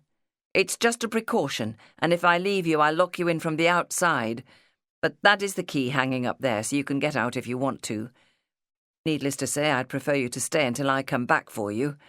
I'll make sure the coast is clear then." "Don't worry, we will." "I was glad to see Rod take away those 3 necklaces," Milner said. "Keeping them on the premises is a risk. They'd be too easy to identify." "There's still all this," Archie said, looking through the contents of the box of jewellery they were to work on. He selected a diamond brooch to start with. "It's a question of reducing the risks. It will be much harder to prove where these came from, and soon it will be impossible." Gerard tried to smile, tried to appear as normal as he could. "I'll bring you a cup of tea in the middle of the afternoon." He left them to it. He needed to keep an eye on his shop. It soothed him to find that business was slow and the shop quiet. Everything was normal. He was working at his desk and had just settled some small problem with the manager of one of his suburban branches when the phone rang again. Hearing Carrie's voice made his frayed nerves jangle again. Carrie felt thoroughly churned up by the rumours she'd been hearing about Jerry. She still only half believed them. Had something happened that had made him put her off? At about 3 o'clock, she found herself temporarily alone in the office, so she picked up the phone and asked the operator to connect her with Jerry's private number. She was relieved to hear his voice and know he was in his own office. "Jerry, I have to see you." The need for urgency was making her sound breathless. "I know you said you were going to be busy all week, but something's come up and I have to talk to you. Please, can I come to your shop after you've closed it this afternoon?" She knew he was making excuses to put her off. She had to interrupt him. "I'll not stay long, I promise." She couldn't bear to be left with these terrible doubts for a whole week. She was being torn in two. "You could spare me an hour, couldn't you?" He said nothing for a moment or two while she held her breath, and then he said soothingly, "Carrie, darling, of course. Though I'll have all the time in the world by Thursday. Could it not wait until then? I hate putting you off like this. I'm really missing you." "It can't wait. I'm worried," Carrie said firmly. "Tonight, please." His head was spinning. Carrie's father was working downstairs, and Megan would be back within the hour, but he had to keep calm. "All right. Why don't you meet me outside the Royal Court where we met last Friday? I know a quiet little cafe up a side street near there where we could have a cup of tea. I can't do it earlier than 6:15 as I've got to get the stock locked away. Is that all right?" "Yes, thank you. I'll be there." Carrie decided she'd phone Aunt Maud's school and ask the secretary to tell her she was meeting a friend to have a cup of tea before coming home, though she knew she'd face questions about that from Aunt Prue. Later that afternoon, Gerard's hands were shaking as he took 2 cups of tea to the workroom. Megan and Ivor were back and having tea upstairs. Having Archie this close was altogether too nerve-wracking. He inspected the work Bill and Archie had done and was pleased to see that they were careful workmen, perfectionists, and the jewellery looked as though it had just been made. "All it needs now is a new assay mark," he said. "Marion will put that through the Chester assay office when she gets back," Archie said. "What time do you want to leave? I close the shop at 5:30, Gerard told them, "but the staff will be here for at least half an hour after that, locking everything away in the safes. Better to go just before 5:30 or when it all settles down afterwards." "What about it, Bill?" Archie asked. "Shall we carry on working until later? Then we can have a bit of a lie-in in the morning. We'll come in about 9:30. Is that all right with you?" "Yes, fine." Gerard's mind was whirling. "I need to go out for a short time once I've closed the shop, but I'll be back by 7. He went back to his office, thankful that he'd not allowed Carrie to come to his apartment. It was going to be a difficult interview anyway, and the thought of her father being downstairs in the workroom while he tried to deal with her would paralyse his mind. She might shout and cry. She'd probably plead and try to cling to him. At least in a cafe with other people around, she'd be more inhibited. He stretched back in his chair with a groan as he remembered that the quiet tea shop he'd been thinking of closed its doors at 5:30. Whatever was the matter with him? He leapt to his feet to pace the floor. He'd have to take her to a pub instead, and he'd have to be very firm with her and finish this affair once and for all. The danger, as he saw it, was that Rod had put time and effort into selecting this team, and they must all remain on harmonious terms. It was important that nothing should interrupt the work. Archie must never know he'd had designs on his daughter. Any confrontation with him could blow things apart. If Archie turned nasty, he knew enough about what they were doing to have them all charged with handling stolen goods. Gerard made himself sit down at his desk and opened the ledger he'd been working on. Usually, thinking of his success brought comfort, but not today. He knew he had to deal with this problem. It was more important to stay on good terms with Rod and his team and get the work in hand finished.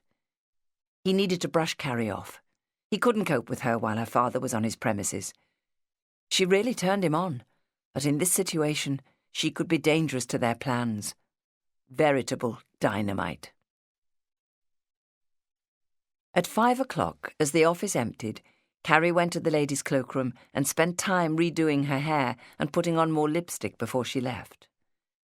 She knew she'd have an hour or so to kill before Gerard would be able to get away, and she tried to fill it by walking around the streets. She found the waiting was heavy on her nerves. The shops were closing, and the pavements were full of people rushing for trams and buses at the end of the working day. She studied the displays of clothes in the shop windows, trying to decide what would suit her if only she could afford to buy. She came to a bookshop, but she got her books from the library. Time seemed to be standing still, and there was a chill in the evening breeze. Suddenly she pulled to a halt beside a gleaming new Austin 10-4 Litchfield saloon parked at the curb. She stared at the number plate. Was this Dad's car? It looked like it. Yes, there was his Macintosh tossed on the back seat.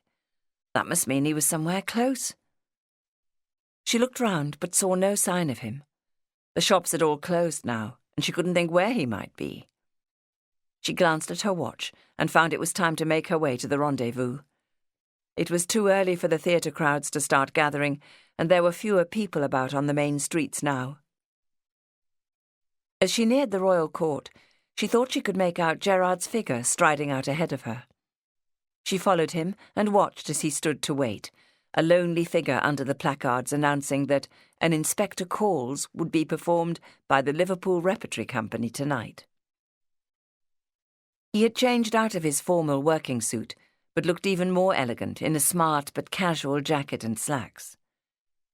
She hung around for a few moments out of his sight on the other side of the road, rehearsing again what she meant to say. She still hoped that John and Connie had got it all wrong. He kept looking at his watch, and she knew he felt uneasy too. She took a deep breath and ran across the road to his side. "Hello, Jerry," she said, trying to smile. "Hello." There was no sign of a smile from him. "Change of plan," he said, putting a hand on her elbow to steer her. "There's a nice pub along here. It'll be quiet at this time, just the place for us." They walked another few yards. "Here we are," he said, and she went in ahead of him and sat at a rickety table in the corner. There were not many customers, and the place reeked of stale beer. "What would you like to drink? A glass of sherry?" "No, thank you, nothing alcoholic." Aunt Prue would smell it on her breath, and she'd told us she'd be drinking tea. "A soft drink, please." Jerry went to the bar and returned with a glass of lemonade for her and half a pint of beer for himself. He sat down on the opposite side of the table. "Now then, what was it you wanted to see me about that's so urgent?"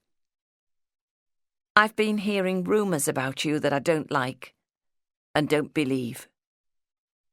She looked him straight in the face and thought she saw him tense. Her heart sank. "What sort of rumours?" "That you're married and have 3 children. Is it true?" "Who told you that?" He was staring back at her, his face open and innocent. John must be wrong. "My twin sister and a husband. He knows you slightly. You told me you weren't married and had no near family, that you were lonely. So which is true?" He was hesitating, and any hope Carrie still had drained away. "So you are married?" He wouldn't meet her eyes now. "Yes. You must have got the wrong impression." "No, it was the impression you meant to give me. In fact, you lied." He turned on the charm, but it seemed a little false. "Why, I wouldn't put it quite like that. I was so beguiled by your beauty that I wanted to see more of you.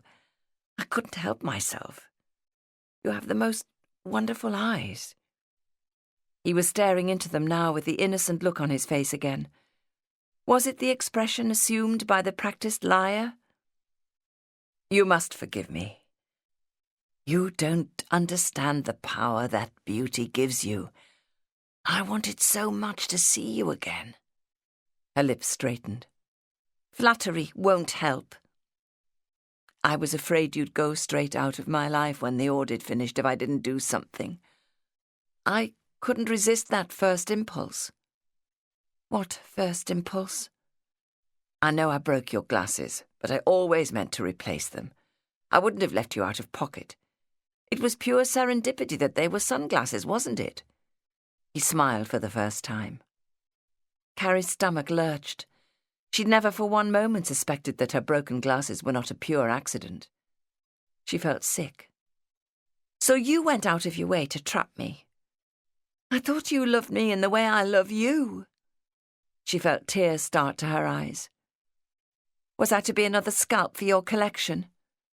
"Of course not. It wasn't like that." "I trusted you." She couldn't believe he was trying to make excuses. "I didn't really believe John. I couldn't until I heard it straight from your lips."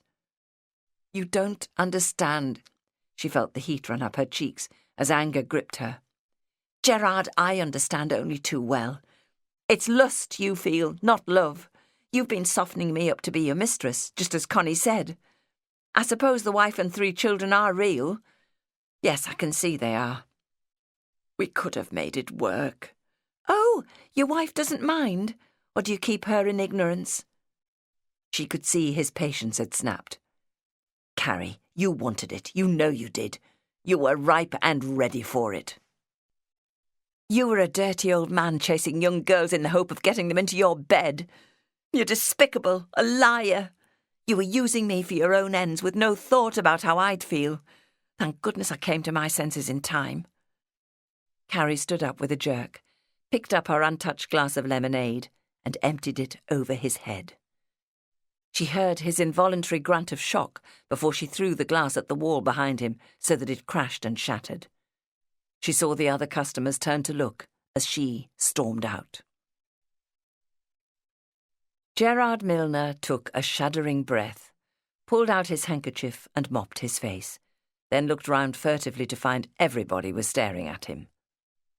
The barman came over with a wide grin on his face. "4pence," he said, "for breakages." Gerard slapped the coins on the table and took a few sips of his beer, but he felt wet and sticky, and he knew he smelled of lemonade. Worse, he was worried now about how Carrie had learned about his wife and children. She'd said she'd been warned by her sister and her husband, but how had they found out? He didn't like people knowing his circumstances. There were things that had to be kept quiet. He got up suddenly and strode out. She'd drenched his new jacket, and it would never be quite so smart after this, and he'd have to wash his hair. He knew he'd seen the last of Carrie Courtney. It was not the way he'd expected it to end, but at least now he only had to deal with her father.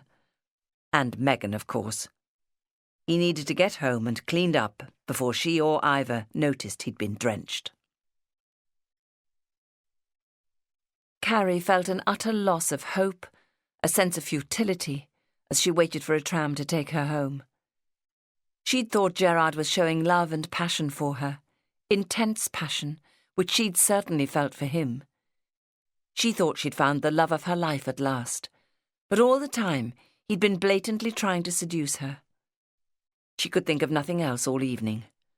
What a fool she'd been! What a stupid fool! Prue had kept her dinner hot for her, but it had dried out in the oven, and anyway, the last thing she wanted was food as she parried her aunt's questions. By bedtime, Carrie knew she was angry not only with Gerard Milner, but with herself too. He'd been right when he'd said she was ready for love, but she should have known she wouldn't get it from him. How could she have been so easily taken in? She'd thought she was far too much a woman of the world to fall for that. She'd never doubted Gerard for a moment. Connie had told her that the first taste of married love was the experience of a lifetime, and she'd wanted that for herself. She'd had a terrible row with Connie when her sister had tried to bring her to her senses. But now she'd calmed down. She was glad that John had warned her off before she'd succumb to Jerry's endearments. She was older and wiser now, and would be more careful in future.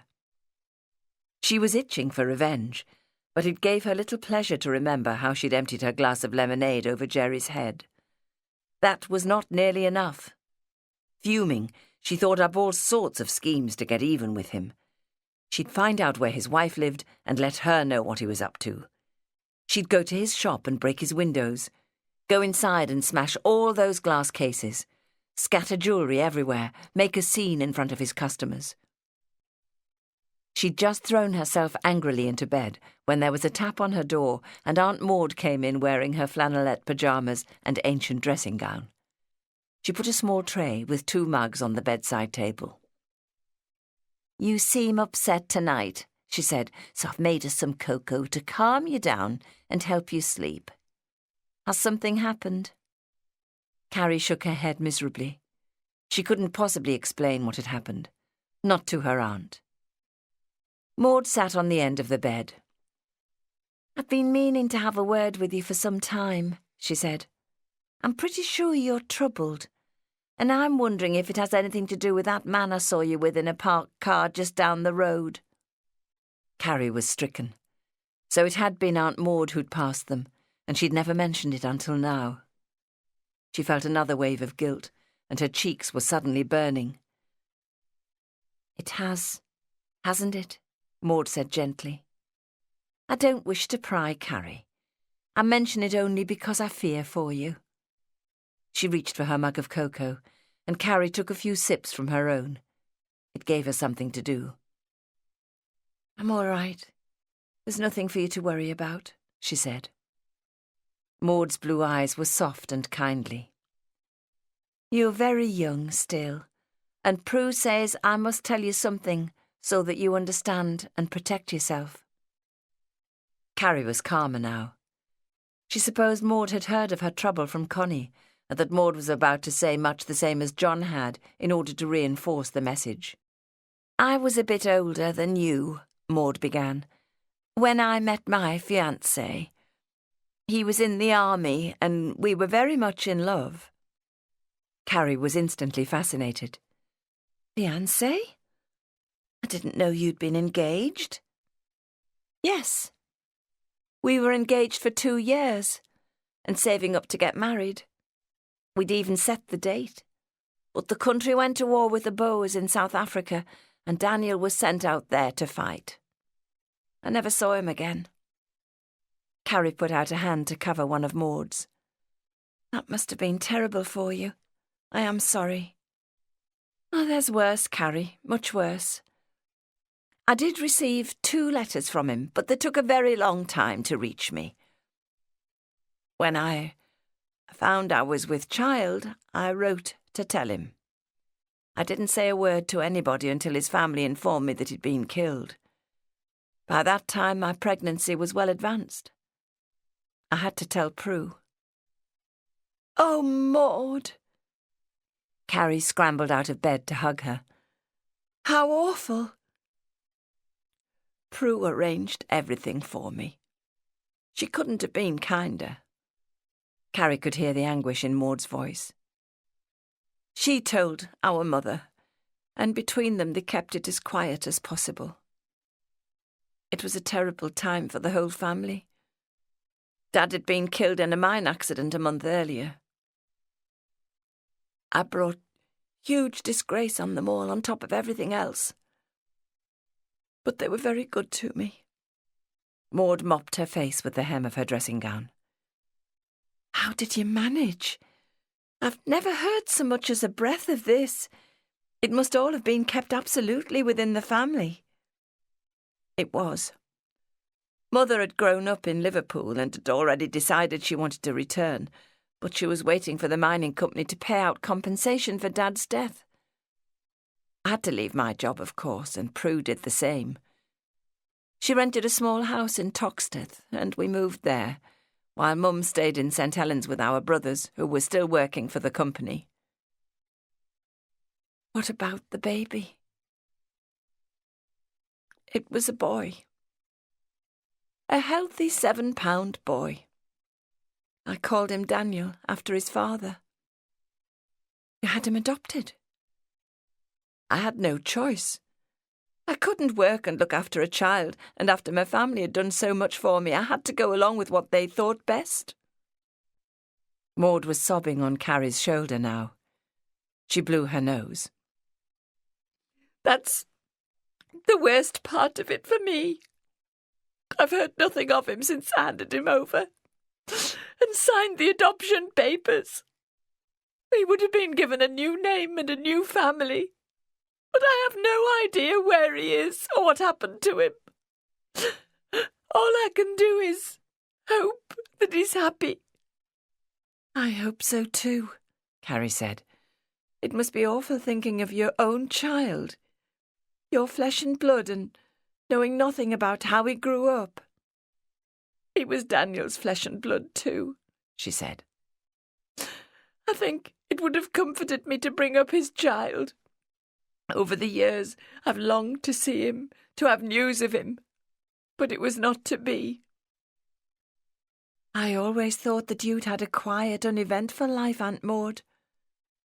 "No."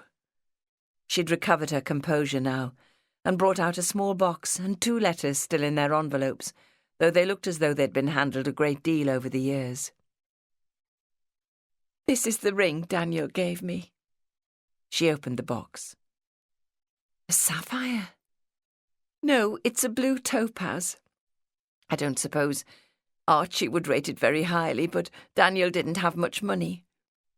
"Money doesn't come into it," Carrie said. "I've never seen you wear it." "His death, Daniel's birth and adoption. It was all too painful. That was a long time ago now, Maud. Daniel has long grown up. Perhaps I will wear it." She slid it onto her finger and stretched out her hand to see it twinkle in the lamplight. Then she looked up and smiled sadly. "That is why Prue insists that you must not be out late at night. She fears the same thing could happen to you." "It won't. It's all over in my case, over and finished. At least you know Daniel loved you, and everything would have been fine if he'd lived. My story is very different. I was taken in by a womanizer, an older man who didn't love me but was after all he could get. You need have no fear that I shall be in the same boat. You didn't get near enough for that. Prue and I are bound to worry about you, love." Carrie's eyes were prickling with tears as she hugged her aunt again. "Thank you for telling me. I now understand exactly what a mess I could have got into, and I'll try to be kinder to Aunt Prue in future." When Maud had gone to her own bed, Carrie settled down for the night. She thought about the life Maud had had. She'd always felt closer to her than she had to Prue, and she knew Connie had too. She supposed that was because she was gentler and more used to dealing with children. She remembered the anger and vengeance she'd wanted to shower on Gerard. She realised now that she must never do anything like that. It would have landed her in trouble with the police. Reports would have got into the newspapers, and the whole city would have been able to read about her being an easily led fool. She must write Gerard Milner off as an embarrassing experience. But she wouldn't be able to forget him. It still hurt and would rankle. Perhaps she'd get even with him when the opportunity arose, though deep down she realised that it probably never would. No, she must be satisfied with the company of her family and workmates until such time as fate led her to someone worthy of her love. Archie and Bill had worked hard all afternoon, though Archie kept thinking of Marion and Rod travelling to Amsterdam. He heard the staff leaving the premises, and shortly afterwards Gerard came to let them out through the shop, saying he still had to cash up. Archie dropped Bill off on the way home, and by that time he was hungry but also tired. The last thing he felt like doing was cooking for himself. He was held up at traffic lights in front of a suburban parade of shops and saw that a fish and chip shop was open. That was exactly what he needed. He parked and walked back. Once he had the newspaper-covered parcel in his hands, the delicious scent fueled his hunger. With his mouth watering, he drove home as quickly as he could and unwrapped it on the kitchen table to start eating. The cod was succulent, while the batter on the outside was crisp and savoury. The chips were crisp and hot. Archie ate slowly, relishing every mouthful. He'd done a good day's work and deserved a rest. Idly, he smoothed out the newspaper that his meal had been wrapped in and began to read. Robbery at Cors-y-Gedol Hall. On Sunday evening, while Sir Harold Quincy Downes and his family were attending a church service at Pentrevellin Village Church, daring thieves got away with jewellery worth a fortune. Sir Harold was able to point out to the police paintings of the jewels that were stolen. They were being worn in the family portraits hanging in his home. "This necklace," he said, "and that tiara have been worn by the ladies of my family for generations and have great sentimental value." Archie felt suddenly sick and pushed the food away from him. It would choke him to eat another mouthful. His heart was thumping as he looked at the newspaper page again. It was from the Liverpool Daily Post, and there was a heavy grease spot over the date, making it almost illegible, but he thought it was only about 2 or 3 weeks old. It had to be the jewellery Rod and Marion had taken out of the country. They and Milner had been so sure that would make it safe for them. But would it? He read on. There have been several similar robberies recently in the northwest. They are thought to be the work of a Liverpool gang. Sweating, Archie leaned back on the kitchen chair. The police were searching for the thieves. Perhaps they'd already caught them. They could be forced to say what they'd done with their booty. That would give them a direct lead to Gerard Milner, and from him it must surely be a small hop to the Starbright Jewellery Company. He thought of the leather jewellery case that Milner had given him to burn. He jerked to his feet and went to the sitting room. He'd left it together with the tiara case in the hearth. Marion had told him to put that in the bin, but now it seemed too risky. He didn't intend to light a fire tonight, and probably wouldn't until Marion returned. He rushed upstairs and pushed them under his suitcase on top of the wardrobe, where they wouldn't be seen. Archie had been afraid from the beginning that Rod was overconfident. Now he spoke aloud. "How can you be so sure? Sooner or later you'll be caught, and so will the rest of us. Look what happened to Bill Dainty." Realising that he was talking to himself, he groaned. Then he went downstairs again to get himself a bottle of beer. His knees felt weak, as though they could no longer support his weight. He hardly slept that night in his lonely bed, and got up the next morning feeling exhausted. He wished Rod was here. He wanted him to heed the warning and be more careful. He knew he should not show the page to Bill or tell him about it. Marion didn't want Bill to know too much about their affairs. But once he'd picked him up, he had to talk about it. He could think of nothing else. "No need to panic yet," Bill said easily. "The police have to have proof." "But if they catch the thieves?" "They're unlikely to get a full confession. They'd only have to prove a connection to Milner to throw suspicion on us. They won't say anything about him. They might want to use his services again. They can't get everybody to talk, you know. Anyway, the diamonds are no longer in this country." As soon as Milner let them in, Archie had to tell him about it too. He pulled out the crumpled page of newspaper, still smelling of fried food, to show him. Milner smoothed it out to read on the bench in the workroom, and it seemed to induce the same feeling of foreboding in him. "Oh, my God," he said. "I was afraid that tiara came from a recent robbery." Archie couldn't get it out of his mind, and when he tried to work, he couldn't concentrate. Bill was working at twice the speed he was managing today, but eventually the familiar job soothed his nerves. He'd cut sandwiches for the two of them to eat at lunchtime, as he couldn't believe Gerard Milner was going to continue being hospitable throughout the time they were here. But shortly after 1 o'clock, Milner came to the door with a tray of tea and some fancy food. "I've closed the shop for the lunch break, and I can recommend the raised pork pie. Do help yourselves." Bill didn't need to be invited twice. He was on his feet in a moment, helping himself.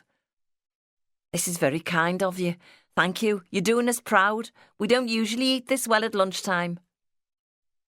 Archie's appetite had returned now, and he thanked Milner reluctantly, as Marion had made him promise not to upset the man.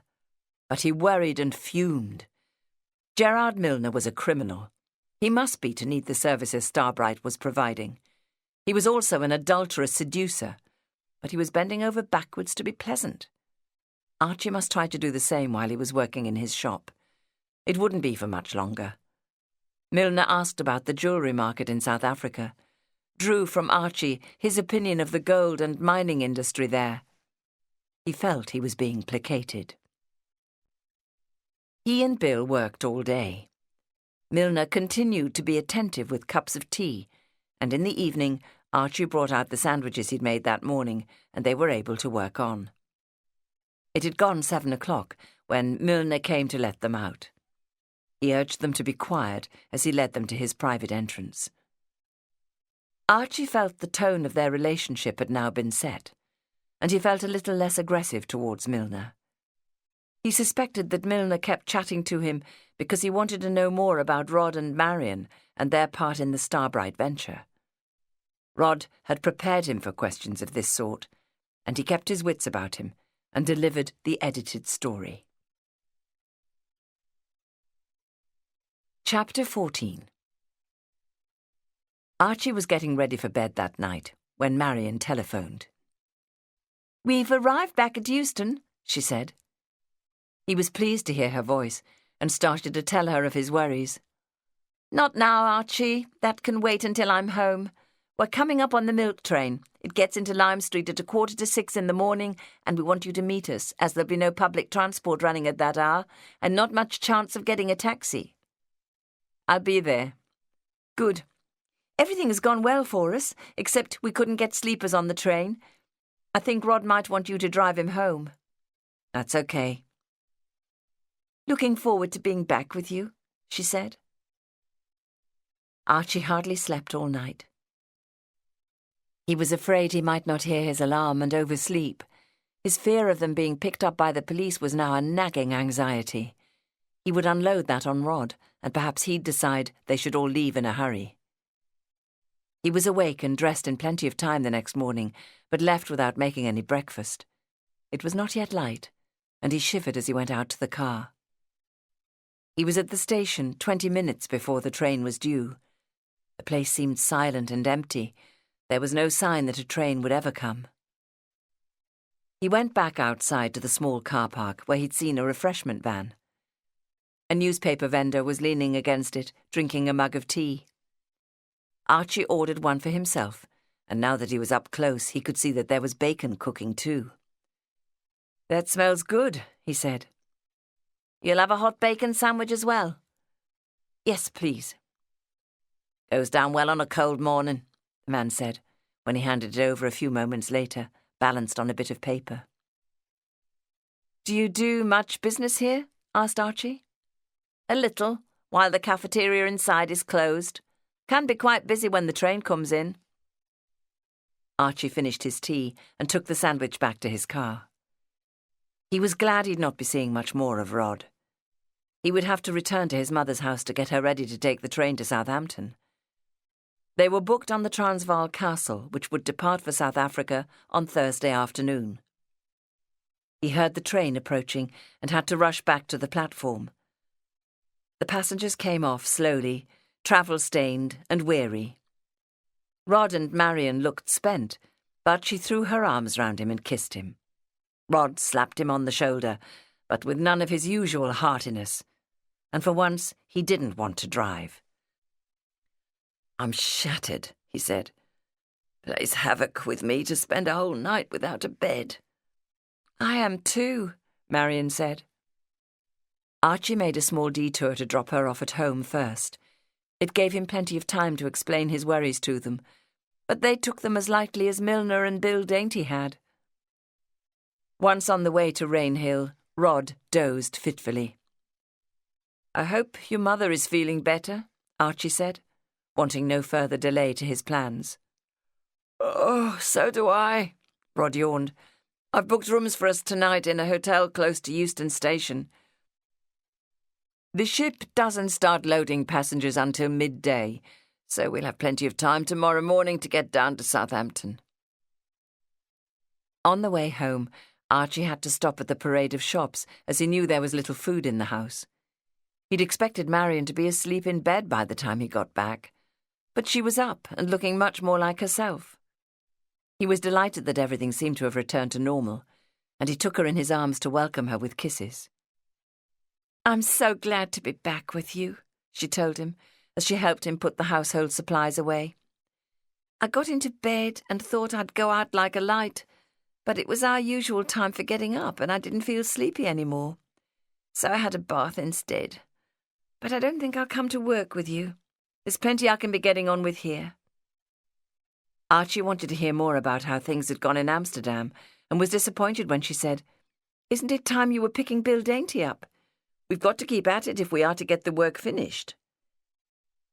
He and Bill worked hard all day, and when they left, there were only 3 more rings waiting to be done at Milner's. When Archie let himself into the kitchen, there was a delicious scent of roasting pork, and Marion came to greet him with a glass of wine. She was in a happy mood and free with her kisses. He drew her into the sitting room. "I'm dying to hear how you and Rod got on in Amsterdam," he said. "Oh, it was exhausting. A few days in Rod's company would frazzle anybody. He has the energy of a powerhouse. We had dinner with the men who will recut the stones we took. Do you remember Eddie Jurgens from Joburg? He was in Amsterdam too. They entertained us well and kept us up late talking. We enjoyed their company, enjoyed it all. When the diamonds are recut, I could come with you to pick them up. No, I can manage perfectly well on my own. I suppose you'll just put them in your handbag. Archie nodded towards her large lizard bag, now standing on the bookcase. That could easily be snatched from you. How do you know somebody won't be watching when you leave the diamond cutter's premises? What are you trying to do, Archie? Frighten me? He groaned. I want you to be careful. I want you to come back safely to me. Don't worry, I'll be very careful. But I'm more concerned about getting this fortune in diamonds out of Holland and safely through customs. How did Rod manage to get the necklaces out of England and into Holland? He inserted them into the shoulder pads of his jacket. He wears hand-sewn bespoke suits, and he unpicked the sewing in the lining. He said, both shoulders must look equal, and it must be impossible to feel anything from the outside. He got me to painstakingly stitch the lining up again. It had to look as though it hadn't been touched. He reckons trouser turn-ups is another good place for a man to hide things. Where are you going to hide them? I shall have to think about it. Rod says they must be hidden in a garment that's worn all the time. Come on, she said. Dinner will be ready to dish up. But at the table, he went and spoiled it all by unburdening on her more of his fears about being caught. You mustn't worry like this, Marion assured him. Rod has made sure there is nothing to connect us with that robbery. He was sure it had been Rod's original intention that he should be in charge in England, but that Marion had done her best to convince him she was the right person to further his plans. They had a lot in common. They were both sociable and liked a good time. Rod was flamboyant by nature, too confident in his own powers and too fond of his own opinion. At times, Archie found him difficult to live with. Rod gave orders and expected his team to jump to carry them out without questioning anything. He was not always right. As he couldn't leave his business in South Africa indefinitely, they both knew he had to trust somebody, and Marion had done her best to make him feel she was the one. Archie suspected that Rod had made a play for her favours. She was attractive as well as capable. He himself had fallen head over heels in love with her from the moment he'd seen her. But he was not always sure that he was the man Marion wanted. Rod had made Marion both the manager and the accountant of the Starbright Jewellery Company. She made out the bills and collected the money. She paid it into the firm's bank account, and he knew that every few months she sent regular payments to Rod's account. Archie was being left more and more with Bill Dainty to alter or remove the assay marks and polish the jewellery up to look like new. He felt he'd been downgraded, but it didn't matter as long as he could be with Marion. Rod trusted her, and Archie was falling over himself to love and trust her too. End of CD 5. CD 6. It had become routine for Archie and Marion to go shopping 2 or 3 times a week before picking Bill Dainty up. Archie always made a list and discussed what they needed to buy, but once in the shop, it was she who usually made the decisions and paid. Archie saw it as his job to drive and help carry their purchases. One morning, as he followed her into the local baker's shop, sniffing at the lovely scent of fresh bread, he saw that she'd become suddenly agitated. She hurried him back to the car and slammed the door shut. Archie, I'm worried. I think somebody is taking money from my purse. Her large and expensive lizard skin handbag was on her knee, and she was waving the matching purse at him. It isn't the first time. Her face was anguished. I had the same feeling last week that there should be more in here, but I wasn't sure and told myself I must have spent it on something. How much is gone? I'm not sure about that either. Not a lot. 2 or 3 pounds? Well, it wasn't me. She gave him a wan smile. I know it wasn't. I keep that red purse in the kitchen topped up so you can buy petrol and pay for our lunches. It would be easier for you to take money from that or to ask me for more. Rod is generous with expenses. Yes, and it won't be Milner, though I've seen you leave your bag on the workbench in his shop. He wouldn't be interested in small amounts. He's aiming for more than a couple of pounds. Could you be mistaken? Could you have spent it on something and forgotten? He could see her thinking about that. No, I don't think so. This isn't the first time. I don't think I'm mistaken. That only leaves Bill. Marion gave a gusty sigh. Oh, he's a good jeweller, but an ex-con. He'll have learned all the tricks of the trade inside. I think we must take it that it's him. Nobody else has had the opportunity. I'm careful with my handbag. In shops and cafes you are. You hang on to it like a limpet. If it's happened more than once, then it has to be Bill. But I don't know what to do about it. Sack him. It's petty thieving. Isn't there supposed to be honour amongst thieves? That gives us another problem. Bill is a quick worker and he works hard. It won't be easy to find a replacement. I know Rod went to a lot of trouble to get him. Archie remembered the morning Bill had overslept and he'd gone to his rooms to find him. He'd felt sympathy for him having to live in such a dire place. £2 or £3 would be a useful addition to his income. It can't be easy for him to find work, and we pay him well for what he does. You'd think he'd show some loyalty. He can see this job won't last, and it could land him back in prison. What are you going to do? Let's go to that butcher's shop over there and see if he has any fillet steak. We need something to buck us up. I meant about Bill. Archie got out of the car. Marion leaned against it for a moment. If we sack him, it'll take weeks for us to clear the work we've got. That means we'll have to stay even longer before Rod reckons it's time for us to get out. I think it might be better for us to carry on and pretend it hasn't happened. You'll have to be very careful or you'll lose more. I'll keep only £1 or £2 in my purse and a further cash supply in an inside zip pocket of my handbag. He won't have the luxury of time to search through my things. Archie shivered. The situation added to his feelings of insecurity, of threatening danger. It has to be Bill. I would like to sack him. If we can't trust him not to steal cash from my purse, can we trust him with anything? He already knows a great deal about how we work.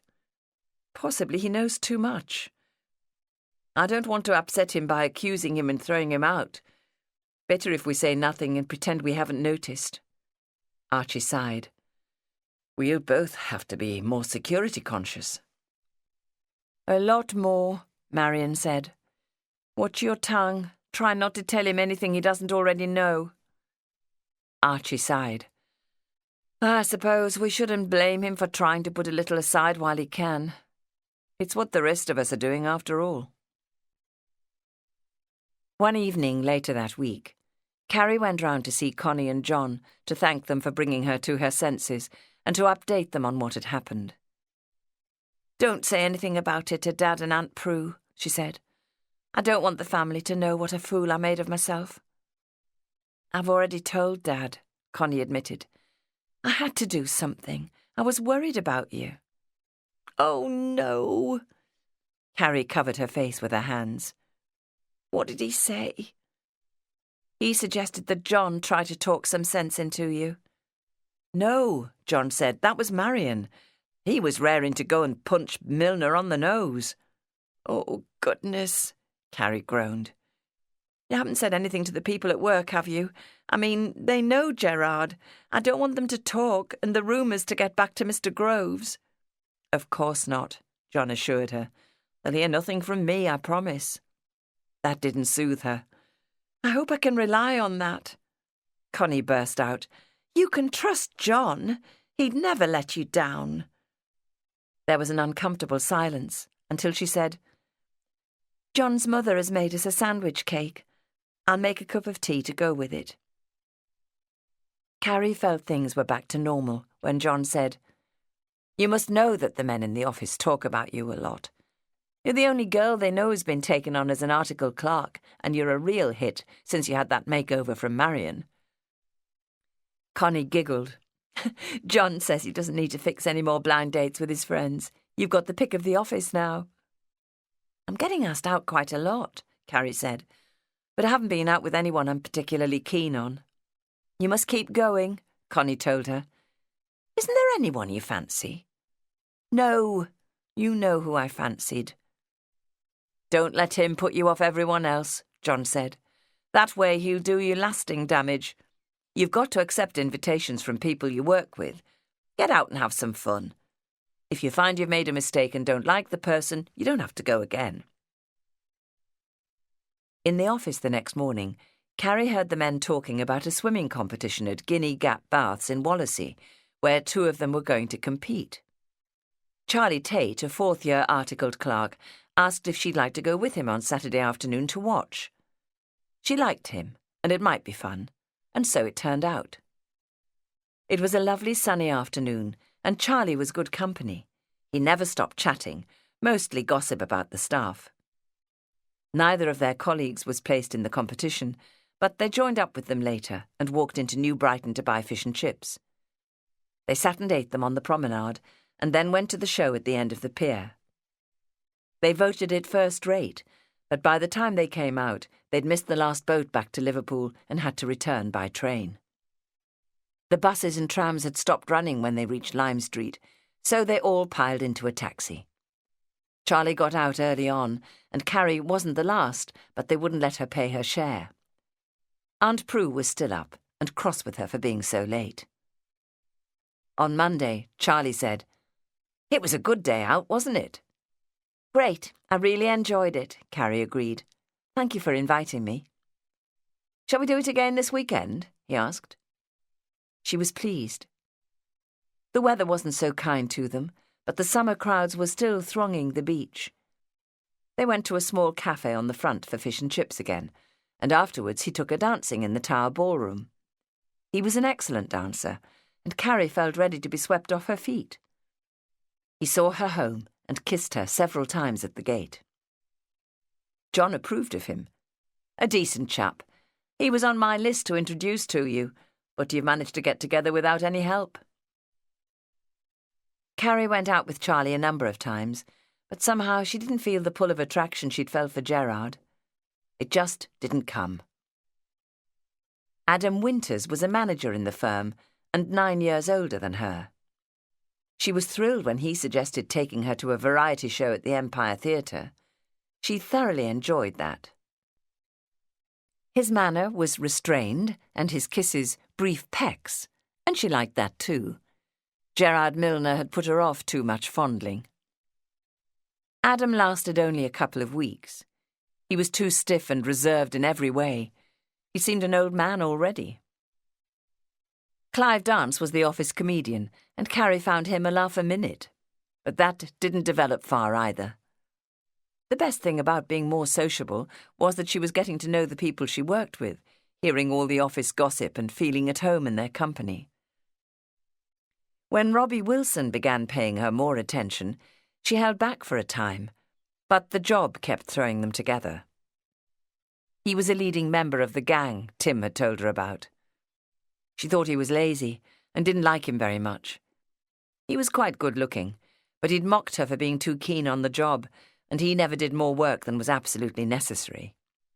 He was a cost accountant and had been working for the firm for 5 years, and was thus experienced, but his status was below that of a chartered accountant. One morning he came to her desk and said, "Do you fancy coming out for a drink sometime?" "I'm afraid I don't drink very much." Aunt Prue had said she mustn't drink in a pub, as she thought it gave young ladies a reputation for being too racy. And of course they must never set foot inside a pub without a man to escort them. "All right," he smiled. "The pictures, if you'd rather." She hesitated, but bearing in mind what John had said, and still with no boyfriend in sight, she felt she should accept.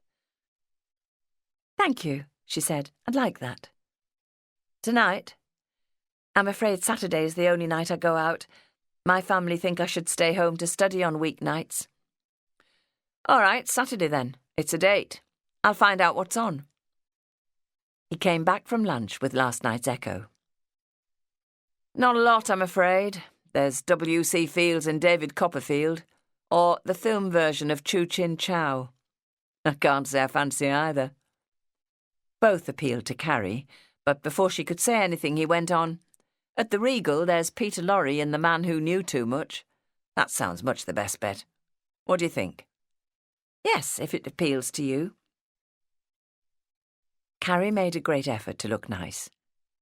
When she met Robbie outside the cinema, he immediately kissed her cheek and put an arm round her waist to draw her up the steps. He was treating her with more familiarity than he ever had in the office. He paid for the best seats, and once the programme started, he put his arm round her shoulders, pulled her closer, and tried to kiss and paw her. Go easy, Robbie. I hardly know you. Of course you do. We see each other every day. I fancied you from the day you walked into the office. When the lights went on for the interval, he insisted on buying her ice cream and chocolates. When they dimmed again for the big film, his arm came round her shoulders again. His lips went down on hers, and she felt his tongue push into her mouth. She could hardly believe it when his hand slid up her thigh under her skirt. Angrily, she pulled back far enough from him to free her arm and take a hard swipe at his face. The loud slap made some in the audience turn to look. Robbie jerked away, and in the half-light she saw that his mouth had dropped open. She got to her feet, and without another word eased her way along the row and out of the cinema. He seemed to think that paying for her seat gave him the right to neck her throughout the performance. He'd certainly gone too far by pushing his hand almost up to her knickers. Nothing would induce her to go out with him again. Carrie had spent her lunchtime in Bunny's with Ruth and Phoebe, looking over their selection of dresses. Ruth was going to a cousin's wedding and had asked for their advice. She'd received plenty of that, but had not had time to try anything on. Even so, when they returned to the office, they found that the men had returned before them. They were gathered round Tim's desk and were creating a noisy disturbance. Horrified, the girls stood at the door and watched. "How come you can get out of travelling to Warrington every day?" one shouted. "We have to go where we're sent, even if it means we have to get up early to spend hours on the train. We don't get feather-bedded like you. No wonder you're a sissy. Where did you get to today? You're always sneaking off on your own. I'd say you were up to something if you weren't such a sissy." It wasn't difficult to understand that the men were trying to bully Tim. But he turned on them. "What makes you think you're such scintillating company?" he demanded. "Anyway, I don't want to spend my lunch hour guzzling beer and chips like you slobs. It makes you doze off in the afternoon." Carrie realised that somebody had come up behind her, and suddenly an authoritative voice rang out above the noise. "Gentlemen, stop making this noise. Go back to your desks and sit down immediately. This is an office, not a bear garden." Old Mr. Atherton pushed between her and Ruth to confront the men, his bald head shining under the lights. In the deathly silence that followed, his voice seemed even louder. "What do you think you're doing? I'll not have rowdy behaviour like this in my office. You're behaving like louts, not professional men. Mr. Devereux, I'd have thought you would understand that by now." "I'm sorry, sir. It won't happen again." Carrie glanced at Tim. His head was down and his shoulders were bent. "Mr. Redwood, perhaps you would explain what this is about." Tim stood up slowly and turned round. He took a deep breath and looked straight at Danny Devereux. Carrie held her breath, but Tim said calmly, "Just juvenile behaviour, I'm afraid, Mr. Atherton." "Very juvenile." "High spirits that got out of hand. They forgot where they were." "Nothing I can't handle, sir." "I see. Get on with your work, all of you. And I want no more horseplay here." The office door swung shut behind him. Carrie shot to her desk and got out the files she'd been working on, as did everybody else. The silence was intense, but she said into it, "You did well there, Tim. Acted with dignity in the face of provocation." "You should have dropped the fools in the mire," Ruth said.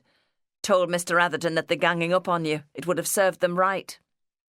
It certainly sorted the men from the boys, Phoebe giggled. That's a great help to us girls, isn't it? Perhaps they'll grow up soon, Tim said in a resigned voice.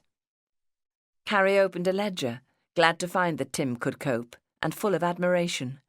She thought he'd handled that in exactly the right way.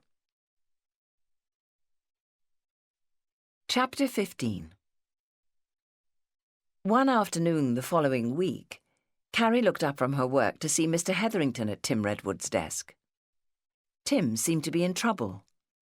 All their work was checked for errors in basic maths by the girls working on the tabulating machines, but she heard Mr. Hetherington saying in the sort of whisper that carried far, "This is a more fundamental mistake. Your figures don't make sense.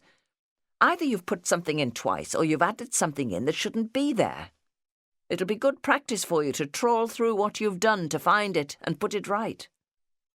Carrie heard a chortle from Danny Devereux's desk, but she ignored it and settled down to do her own work. Later in the afternoon she noticed that Tim was still struggling. "This is awful."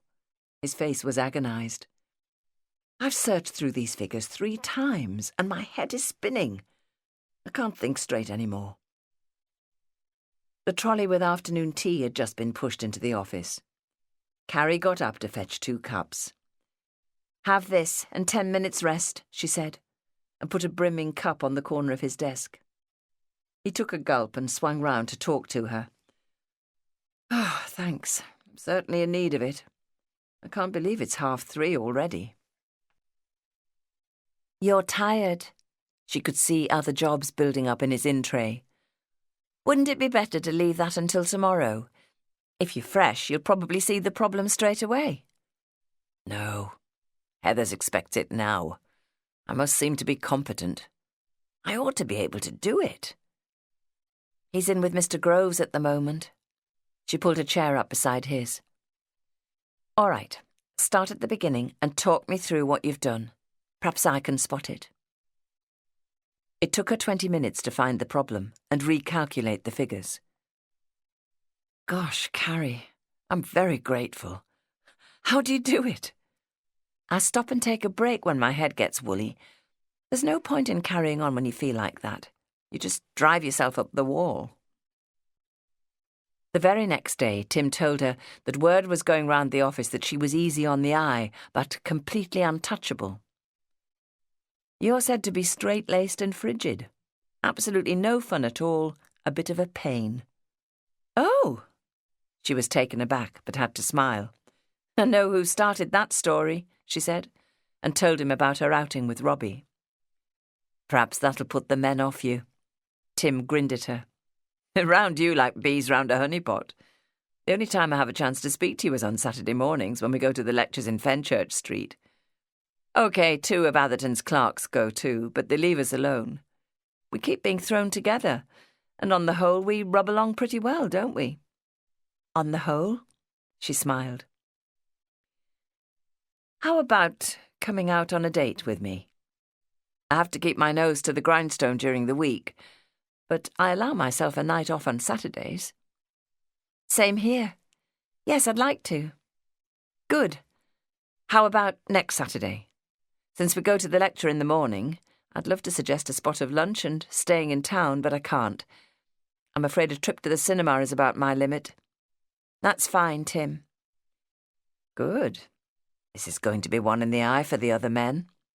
His slow half-smile widened into a grin. "They'll probably be envious. They talk about spending a lot of cash on girls, giving them a good time in the hope that it'll buy favours for them." "And they don't throw money at me," Carrie said firmly. But then she remembered the best seats and the ice cream she'd received from Robbie, not to mention all the luxuries Gerard had showered on her. "Well, perhaps they do." "I'd like to do that too," Tim admitted. "Everybody thinks I come from a well-heeled family, but my mother is a widow and we live in straitened circumstances." Carrie frowned. "But I understood old Mr. Groves was your uncle." "Yes, my mother is his sister. He accepted me as an articled clerk without the usual down payment, and he put money in so that I'd have the same pocket money as the other clerks. But some of them have an additional allowance from their families." I suppose I do too. My dad gives me an allowance for clothes, and he pays Aunt Prudence for my keep. That's what I mean. But Tim, you go out at lunchtime with the rest of the men and eat in cafes and drink in pubs.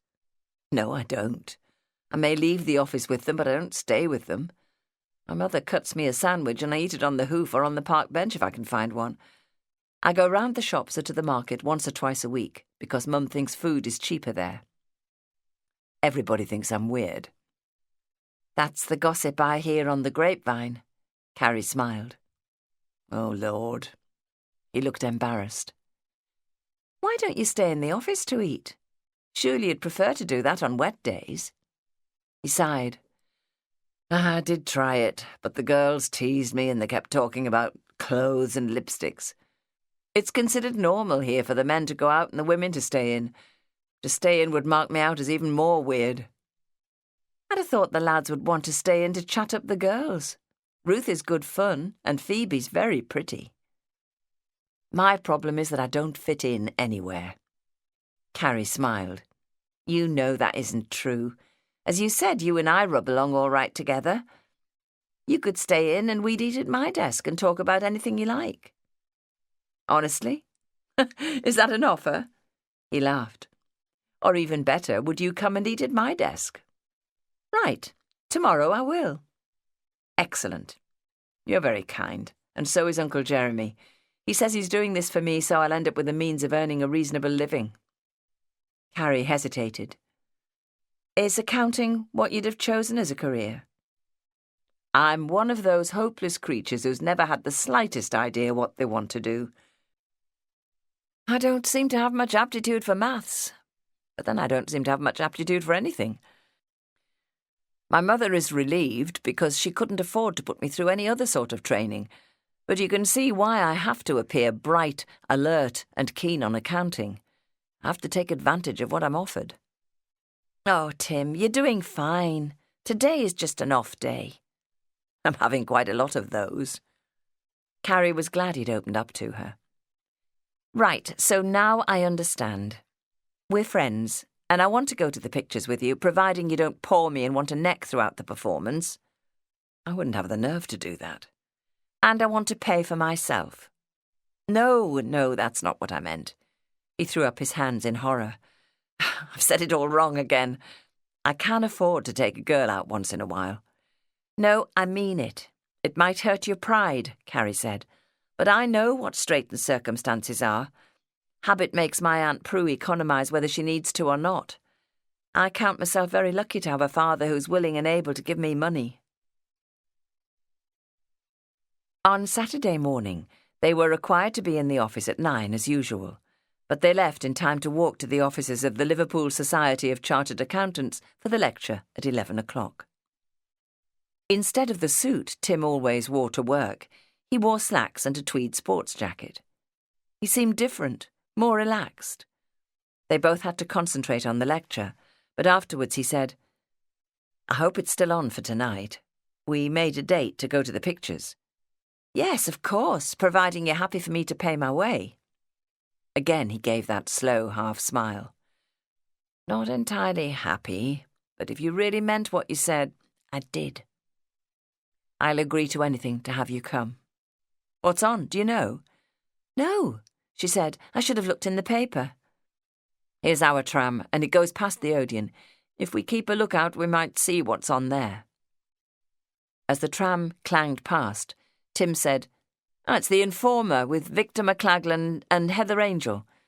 Have you ever heard of it? Oh, yes, Carrie said. Phoebe and Ruth went to see it on Thursday. They said it was very good, a low-budget film that's turned out to be a real winner. Shall we go and see that then? Tim asked. Perhaps we could stretch to having a drink as well, either before or after. Before, she said. Aunt Prue likes me home by 10. Good. I'll catch the 6:30 tram and hope to see you get on at your stop. Carrie took great care to be at the stop on time, and she saw him waving to her before she got on. She counted the evening a huge success. They both enjoyed the film and got on like a house on fire. On the tram going home afterwards, Tim said, How about doing this again? I'd like to, Carrie was keen. "We saw trailers of the films showing next week. On Monday, Tuesday and Wednesday it'll be Cavalcade. I'd love to see that." Cavalcade was the film of Noel Coward's play, which had been a huge success in the West End. Now, an old film, it was having a second run. "At the end of the week it'll be Shirley Temple in Curlytop," Tim said. "Would you like to see that?" "I'd prefer to see Cavalcade," she said.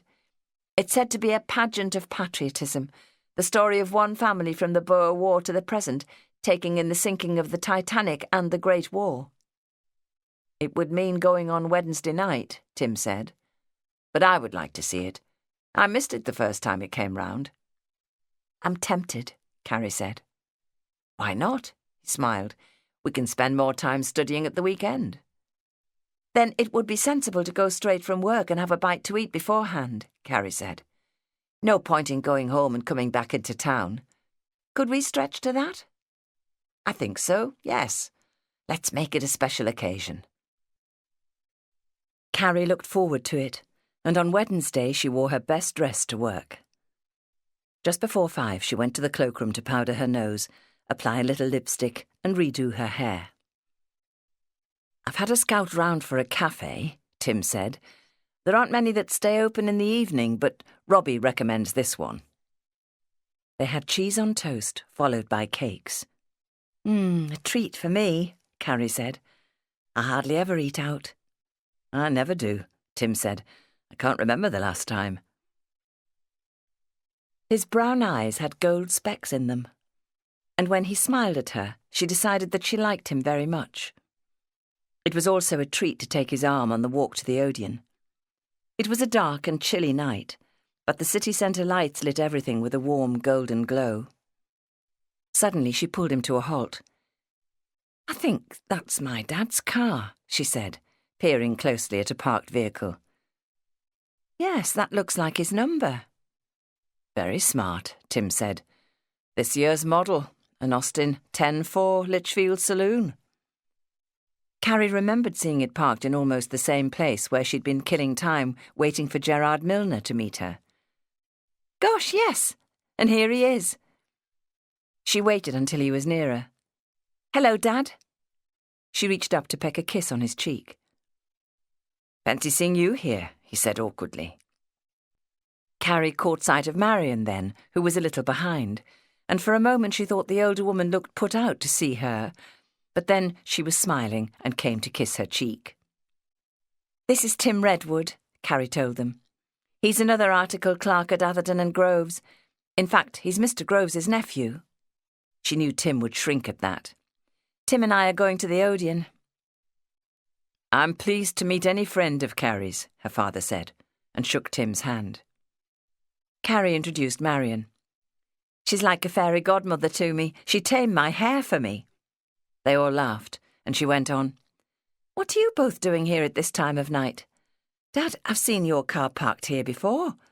Are you working at Milner's shop? We're behind it here, aren't we?" "Yes," he mumbled. "That's right." "Sorry, we can't stop now. We're in a bit of a hurry." Marion was edging Archie towards the car. "Why don't you come and see us on Sunday, Carrie?" Then they got in and were gone in an instant. Tim took her arm and they walked on. "Milner's shop is closed at this time of night," he said. "Yes, but Dad does design work for him. I think he and Marion do that sort of thing for several different jewellers. They'd need their shops to be closed so they can confer without interruption." But something hadn't been quite right. "Did they seem on edge?" she asked. "Yes, a little," Tim said. "I do wish you'd forget about Jeremy Groves being my uncle." They both enjoyed Cavalcade, and Tim insisted on treating her to an ice cream in the interval. But Carrie couldn't help thinking about her father. She felt quite differently about Milner now, and she didn't like the thought of Archie working for him.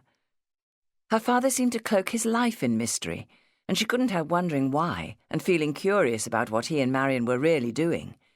Even Prue and Maud talked about that from time to time. The next morning, the Chartered Accountant's examination results came out, and Carrie heard that the 2 men put in by Atherton and Groves had passed. John Bradshaw was one of them. She took the news home to Prue and Maud, but he and Connie came round that evening anyway to tell them. Connie was excited. "Marion rang me," she said with a smile. "She's made an appointment for me to have my hair done by a hairdresser. She said ages ago that it was only fair to treat us both alike. I thought she'd forgotten all about me, but it was just that she's been really busy. It isn't easy to get an appointment on a Saturday, so it isn't until next week. Then I asked to speak to Dad and told him about John. It's all happening for us now." "We're so happy for you both," Maud said. She liked a glass of sherry before her Sunday lunch and got out the bottle so they could drink to John's success. "Does that mean you'll have to leave and look for another job?" Prue wanted to know. No, some of us are promoted to team leader once we're qualified, and Mr. Atherton has already told me that he wants me to stay on," John chortled. It was easy to see he was up on cloud 9. "At least now I'll be earning a salary." Chapter 16. It was the Sunday before Prudence's birthday, and Archie was feeling guilty. He owed Prue a lot, but he'd been tied up with Marion and had almost ignored her recently. Carrie came round on a Sunday from time to time, but she didn't bring her aunts. She got on well with Marion, and there'd been some talk of a meeting in town on a Saturday to choose a new dress. Carrie rang up while he was thinking about her to ask if he'd be home this afternoon. "Yes," he said. "Bring Gladys and the aunts with you and we'll have a real Sunday tea." When he put the phone down, Marion said, "Sunday tea is hardly enough to celebrate her birthday."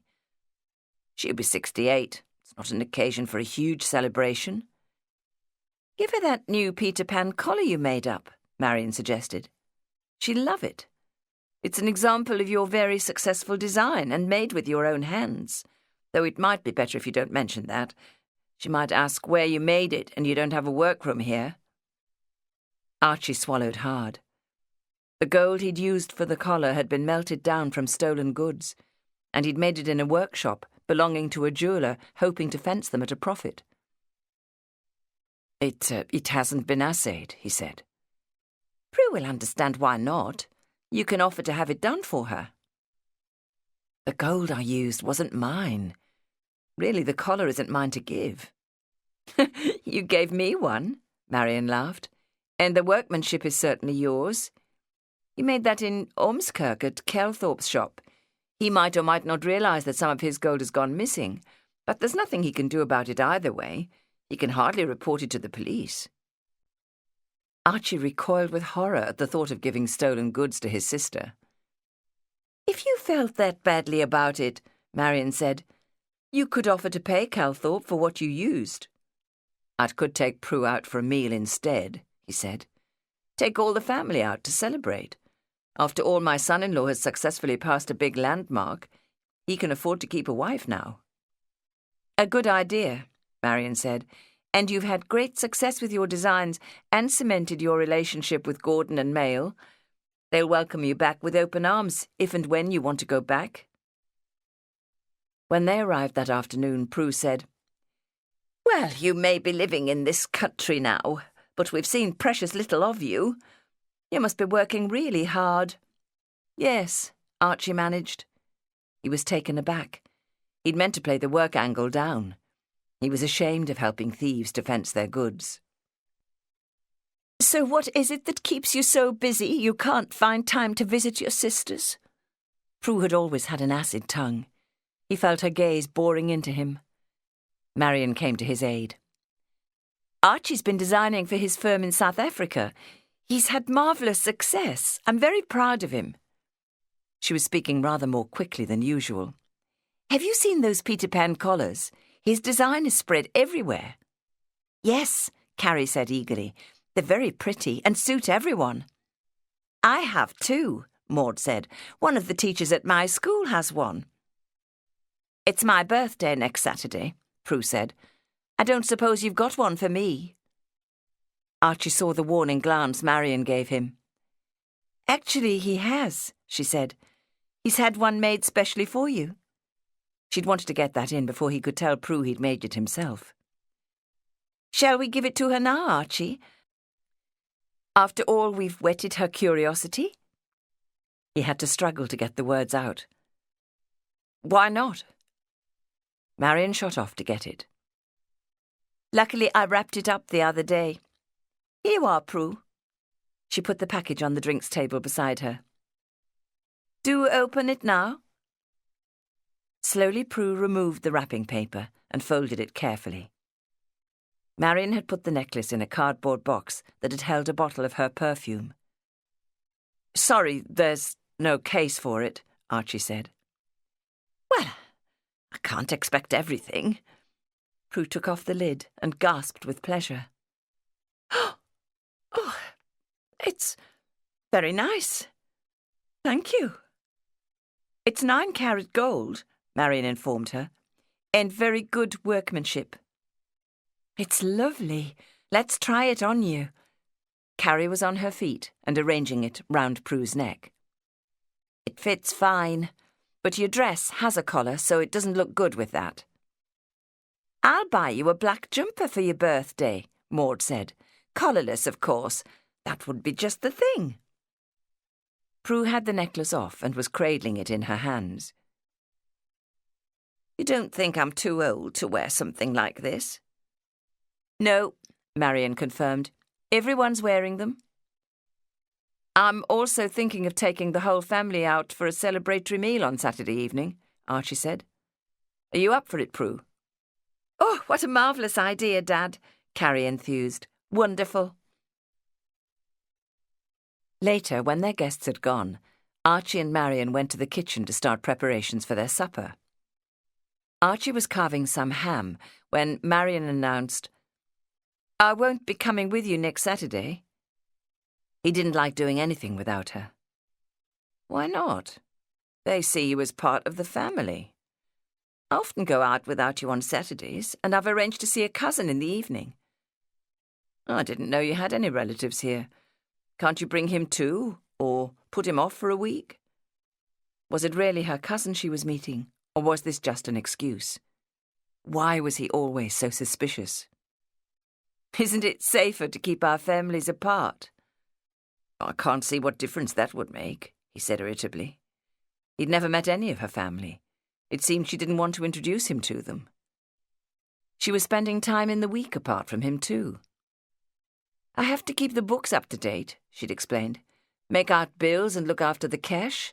It all takes time. There were periods when only Archie and Bill were altering the assay marks. He wanted to be closer to Marion, and he resented these barriers she was erecting. But on those days, she always prepared a meal for when he returned, and she was giving no sign of being bored by his lovemaking. She asked now, Where do you want to take your family? Archie frowned. Perhaps I should cook for them here. Rod said he wanted us to stay away from restaurants. He doesn't want us to get our faces known in any of them. Nonsense, she protested. It won't be much of a celebration for you if you have to cook for everyone. Rod meant that we shouldn't eat out together in the same place every night. Waiters overhear bits of conversation, you know, and get interested in regular customers. He was afraid they might pick up the name Starbright. It's a different matter if you and your family are having a celebration meal out. I think you should take them to the Adelphi. It's Liverpool's best hotel, and they'll see that as a real treat. It's a Saturday, so you'll need to book a table. I'll do that for you if you like. I can do it myself, thank you, he said stiffly. He felt miffed because she wouldn't come with him. In the end, he decided to take his family to the Exchange Hotel rather than the Adelphi. He'd had a meal there with Rod once, and they'd both enjoyed it. If Marion didn't want to come with them, he'd see to the arrangements himself and do things his way. He saw that as one of their little differences. They'd get over it, as they always did, but it left a sour taste in his mouth. He loved her. He could forgive her almost anything, and he knew she'd be her sunny self again by tomorrow. On Friday night, she gave him a wad of banknotes. Rod had advised them to pay cash for everything. "In the unlikely event of trouble," he'd said, "it will make it harder for anyone to trace us and harder to collect evidence of what we're doing." They'd had their instructions from Rod at the beginning. If they heard that the police were asking questions about activities that involved them, they were to pack up everything they wanted to take, drain the company bank account, and drive down to Southampton to take the first passage they could get to Cape Town. If none was immediately available, they should cross the Channel to France. Marion thought Rod had been wrong to say such things, and blamed that for making Archie unnecessarily nervous. "It's unlikely that anything will go wrong, and even more unlikely that we'll need to move with urgency," she'd said. For Archie's family, the invitation to a celebratory dinner at the Exchange caused considerable excitement and preparation. Prue met Maud one lunchtime and took her Peter Pan collar with her to choose a black top for the occasion. She chose a velvet one as Maud's gift, and treated herself to a black jumper as well, so she could wear it on everyday occasions too. After conferring with Connie on Saturday morning and hearing that she did not intend to buy anything new, Carrie decided to wear her best blue dress. Connie was bubbling with excitement on the telephone.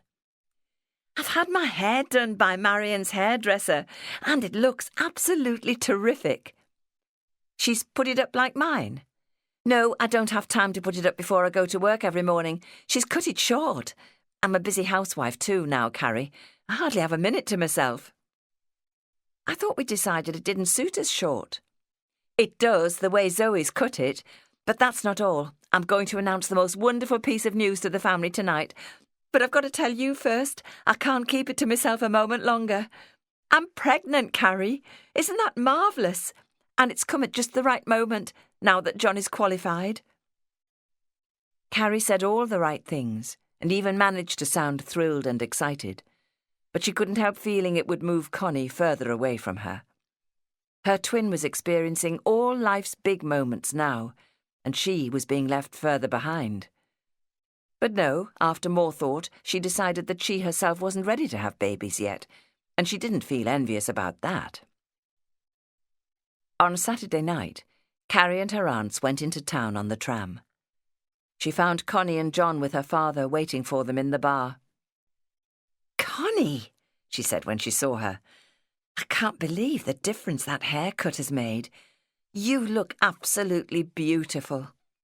"Connie was always beautiful," John said. "I've had it thin too. She's cut a lot of the volume out. She's set it in bigger, looser curls, and it really suits you." Carrie was tempted to have hers done the same way. Getting it up into a French pleat every morning was a bit of a bind. "But won't it all go back to frizzy curls when you wash it?" "I hope not. Yours hasn't, except for the tight waves at the front." "Yes, but I have to pull my hair back hard at the sides and pin it," Carrie said. She turned to Archie. "Where is Marion? Isn't she coming?" "No, she isn't well," Archie said. "She wishes Prue a happy birthday and sends her best wishes to you all."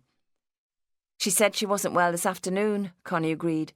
"She met me and took me to the hairdresser's, but she didn't stay." "What a shame she's missing this.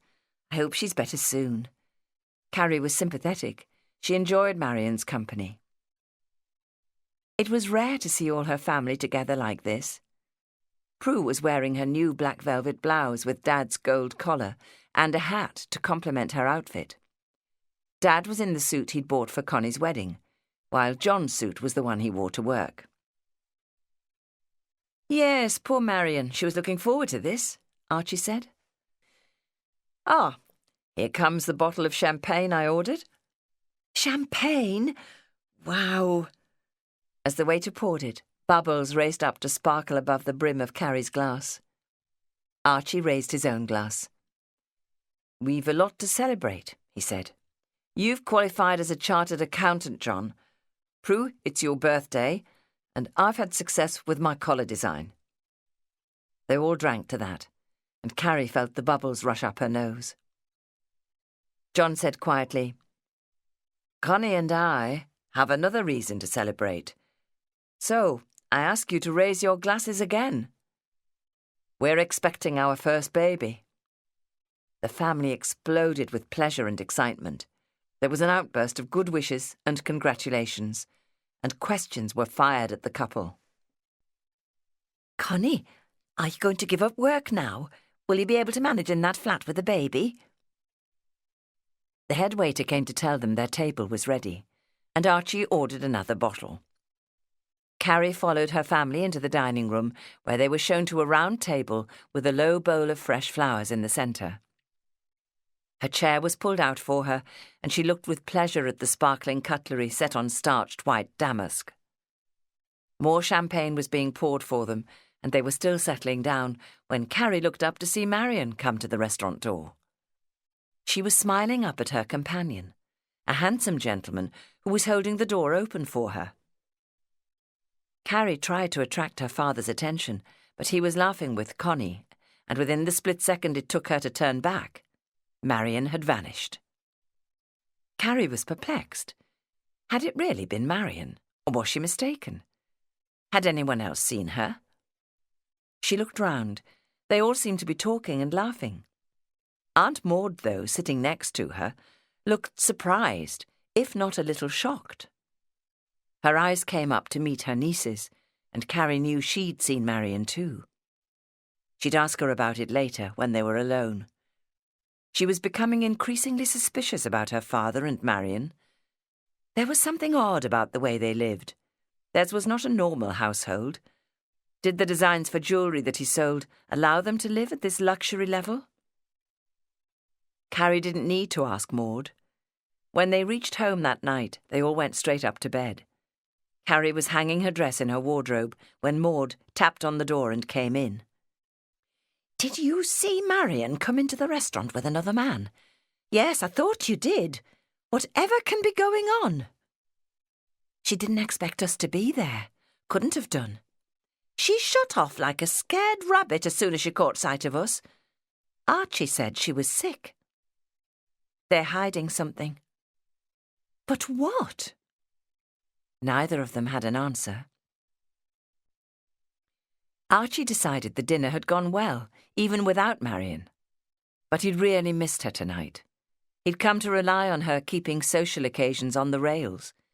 He'd not only bought too much champagne, but had drunk rather too much of it as well. Marion would not have let that happen. Still, they'd all enjoyed themselves.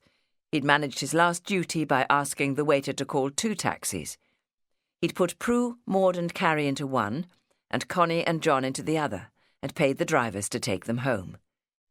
He had no trouble finding his own car.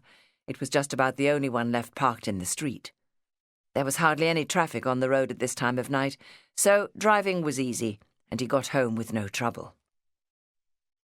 He heard Marion's voice, and he knew she was angry. "Archie! Archie, wake up!" She wrenched the car door open. "What are you doing out here? It's 4 o'clock in the morning, and I've been worried stiff. I didn't know where you'd got to. Come on, let's get you to bed." Wearily he got out of the car. He knew what he'd done. He'd pulled into his own drive and fallen asleep at the wheel. He felt terrible. "What a silly thing to do!" Marion was half dragging him upstairs. "You've drunk too much." "I'd have been all right if you'd come with me," he said. Chapter 17. Archie didn't feel much better by Sunday afternoon. Prue had invited them round to her birthday party. "I made the cake before I knew about the celebration dinner," she told Archie, "so the party is going ahead. Besides, it's a way of saying thank you for last night. I don't often eat in a posh restaurant like that. I enjoyed it." He knew Prue would have invited almost everybody she knew, near neighbours and more distant family members, assorted uncles, cousins and in-laws that he hadn't seen for years. He knew exactly the form it would take. She'd held parties for them all over the years. There would be dainty sandwiches without crusts, small cakes and jellies in little bowls set out on the dining table for the guests to help themselves. Maud would be in charge of making enough tea to keep up a ready supply in the 4 family teapots. Carrie would be pouring it out and handing it round. Every one of their cups and saucers would be laid out for use, and more would have been borrowed from next door. Archie did not feel sociable enough for that. "We're supposed to be there by 3:00, Marion reminded him. They were late, but Carrie must have been watching for him because she had the front door open as they came up the path. "Hello, Dad." She kissed them both. "Marion, I was afraid you might not be well enough to come. A shame you had to miss Dad's treat at the Exchange Hotel. Were you hit by something nasty?" Just a tummy upset. I'm glad you're better and were able to come this afternoon." "I really wanted to." Marion was all smiles. "I wanted to see where Archie used to live and meet all your relatives." "Happy birthday, Prue." She presented her with a small indoor rose bush in a bowl. "Oh, thank you. It smells lovely. Come on in," Prue said. "I see you've done some redecorating," Archie said. "You haven't been near since Connie's wedding," Prue said. "You might as well be living in Timbuktu for the number of times you've come here to see us." "I'm sorry, we've been really busy." "Dad, come and see all our new paintwork," Carrie said. She led him up to the landing, leaving Marion with Prue to be introduced to the wider family. "You've done a good job with this wallpaper, but it needed doing anyway. The old paper must have been up for 20 years, Archie said. "It was a lovely do last night. I really enjoyed it." "Wasn't it marvellous news from Connie and John?" "Wonderful. But what about you and Marion?" "I was hoping you'd announce your wedding before now." Archie was shaken out of his lethargy. He was afraid she'd led him up here to ask awkward questions in private. He tried to edge downstairs. "I'm waiting for Marion to say yes. As a husband, I'm not the best catch."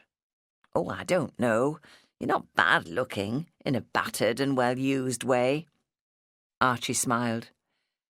"Marion says I look younger than I am." "Dad, you've got to accept that you're getting on a bit, but you've got a new car and enough money to provide a smart house and luxury such as we enjoyed last night. And you're still very generous to your daughters." His toes curled with embarrassment. "I want you both to have a better start in life than I had. You're doing pretty well for yourself now." Her face was open and honest, but her eyes were watching him closely. He knew what she was doing. In her innocent way, she was seeking information that he couldn't possibly give her. He broke away to rush downstairs. Her voice followed, so he knew she was on his heels. "You've done marvellously well, but I still don't understand what it is you actually do. I wish you'd explain." He needed help. He was looking for Marion across the crowded sitting room, but she was nowhere to be seen. "I know you're still designing jewellery for the firm in South Africa, but what are you doing here? Prue says there must be some reason for you to stay. I know you and Marion did a job for, Gerard Milner." Archie's hands clenched at the mention of his name. That rogue was everywhere. He'd like to wring his neck. "It's all right, Dad. I know I made a fool of myself over him, but I've come to my senses now." Archie felt his own senses were deserting him. "Not everything works out exactly as we intend," he said. "Shall we get something to eat before it all goes?" "There's plenty. Nobody will go hungry." Carrie led the way to the dining room and put a plate in his hand. "I made these fairy cakes. They're good, and so are those scones. But I know you like sandwiches. Those are tinned salmon and lettuce." Archie had a plate full of food before he realised what was happening. His mouth was dry, and when he tried to eat, he couldn't swallow. Carrie was hanging on to him like a leech. "I'm afraid you won't stay in England long unless you find a proper job here. I thought Marion said she wanted... Well, she did imply she'd like a job with a jewellery firm too. I've seen your car parked near Milner's shop on a couple of occasions. In fact, I met you there that time I was going to the pictures with Tim." That took Archie's breath away. Of course she had, but he didn't want anybody else to hear what they were talking about. Worse, he was now thinking about designs into which he could set the diamonds from that tiara. The plan was that he'd make them up in Milner's workroom and they'd be sold through his shop.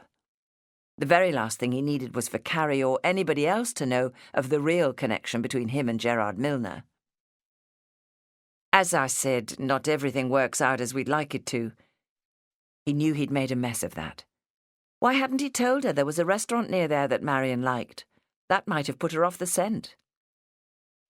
"Hello, Dad." Connie came over and kissed him. "Thanks for last night. It was a wonderful evening." "How are you keeping? Nobody seemed to ask that last night. Should you still be working and be out and about so much?" "Dad, I'm fine. It's all so exciting. We're full of plans." "Are you thinking of moving house?" Carrie asked. Archie was sweating with relief. Connie had deflected Carrie's attention at last. He caught sight of Marion talking to his brothers and made haste to join them. He wasn't going to leave her side in case Carrie came back with more questions. He offered her some of the food on his plate, and she took it. But she was deep in conversation with George and his wife, and that left Archie with Bob. Bob drew him away from the others. "Let's get a breath of air," he said, and led him out to the backyard. It was drizzling, and they had to find what shelter they could against the back door. Bob made sure it was firmly shut. "I feel I have to warn you," he said. "That fella you had in your car the other day, Bill Dainty, he's got a criminal record as long as your arm. He fenced stolen jewellery amongst other crimes." Archie shivered. His brother's eyes, full of suspicion, were scrutinising his face. Bob was just 2 years older and his favourite brother. He'd always been so friendly before. "Why are you associating with him?" "I didn't know." He couldn't meet Bob's gaze. "He's an experienced jeweller. He's knowledgeable about gold. Knowledgeable about a lot of wrong things, too. You shouldn't have anything to do with him. It could land you in difficulties." Archie took a deep breath. He had to do what Rod and Marion would do, keep his wits about him. "Thanks for the tip-off. I didn't realise. Didn't know Bill had form. And I thought you were on traffic duties, not detective work." "I've been on general duties, an ordinary area plod for the last few years. But we all know him, and keep an eye on him. He's been in and out a few times, and he's now reduced to doing almost anything to keep body and soul together. Any shoplifting, petty pilfering in the district, and we take a look at what Bill Dainty and his friends have been up to. Often we need look no further." "Oh, hell." Archie felt weak at the knees. Marion would have a fit if she knew that. How had Rod managed to recruit him? "I'd stay clear of him if I were you," Bob went on. "You don't want his reputation to rub off on you. But I'm through with all that. I applied to go on a course at the police driving school a few months ago, and I've just heard I've been given a place to do it next month. I'm really looking forward to it. I've had a taste for driving since Connie's wedding day, when you let me have a go on your new car. I'll be doing car chases in future." He opened the back door and let them into the kitchen. "Ugh, quite nasty out there now. We mustn't get wet." Archie couldn't get his breath. He felt ready to collapse. He leaned against the sideboard and closed his eyes while the others watched Prue cut her birthday cake. Nobody seemed to notice that he didn't sing Happy Birthday with them. As soon as he decently could, he said his goodbyes and took Marion away. Once in the car, she said, "You weren't in the party mood in there. George said you looked as though you had the worries of the world on your shoulders." After what Bob had said, he felt as though he had. "Bob told me—" A woman stepped off the pavement in front of him, and he had to slam on the brakes. "The fool," Marion said. "Why can't she look before she does that?" They were moving again. "What did Bob tell you?" "That he's going on a course at the police driving school. He's pleased he'll be patrolling in a car in future instead of on foot. I think he's looking forward to car chases and all that." Archie had had time to consider what he'd been about to say. It had terrified him to hear the police opinion of Bill Dainty, but they already knew what he was like. He and Marion had discussed it and decided they needed to keep his services. No point in frightening Marion all over again. She said, "Bob clearly isn't a detective, then. Rod will be glad to hear that. And one less thing for you to worry about, Archie." I don't know about that. For once he hadn't told her the full story. Carrie was asking awkward questions too. "She's bound to be curious. But you did all right. You said you didn't tell her anything new. Just keep stalling her." "That's easier said than done. Once Carrie gets her teeth into something, she's like a ferret." He tried to keep a grip on himself, but he couldn't go on hiding his worries from her. "And I hate having to work with that Gerard Milner and pretend he's a friend. He's a terrible man, a cad, trying to get off with Carrie like that." Marion laughed. "Oh, she's over it, even if you aren't.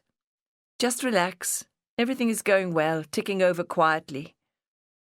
But Archie couldn't relax, and he wished Marion wasn't so confident about it being safe to carry on. He felt he was falling apart. She was sympathetic. "Perhaps we should ease back. Not work so hard. No more night shifts. It's getting to you, Archie. We need to eat out more too. Whatever Rod says, we haven't the energy to cook for ourselves, not working the hours we do. There are lots of small cafes in town that do a reasonable lunch, and they're so busy that nobody's likely to notice us. We won't keep going to the same one, but we'll eat lunch out in future." After a breakfast of only tea and toast, Archie was usually hungry by 1 o'clock. To keep them going late in the afternoon, Marion organised 2 tins to be kept in the car for use when needed, one of cream crackers and another with cheese. When they reached home, it would be getting on for 8 o'clock, and the first thing Marion did was to open a bottle of wine. "This is our time," she'd say. "Let's forget the treadmill for a few hours." It had always been Archie's chore to provide their evening meal, but she began to help him more. "We only need a light supper," she said. They'd noticed a shop selling steak pies, and once a week they bought 2 at lunchtime to reheat for supper with a little salad. Occasionally, they bought fish and chips on the way home, and they always kept plenty of eggs, bacon, and sausage for other evenings. End of CD 6.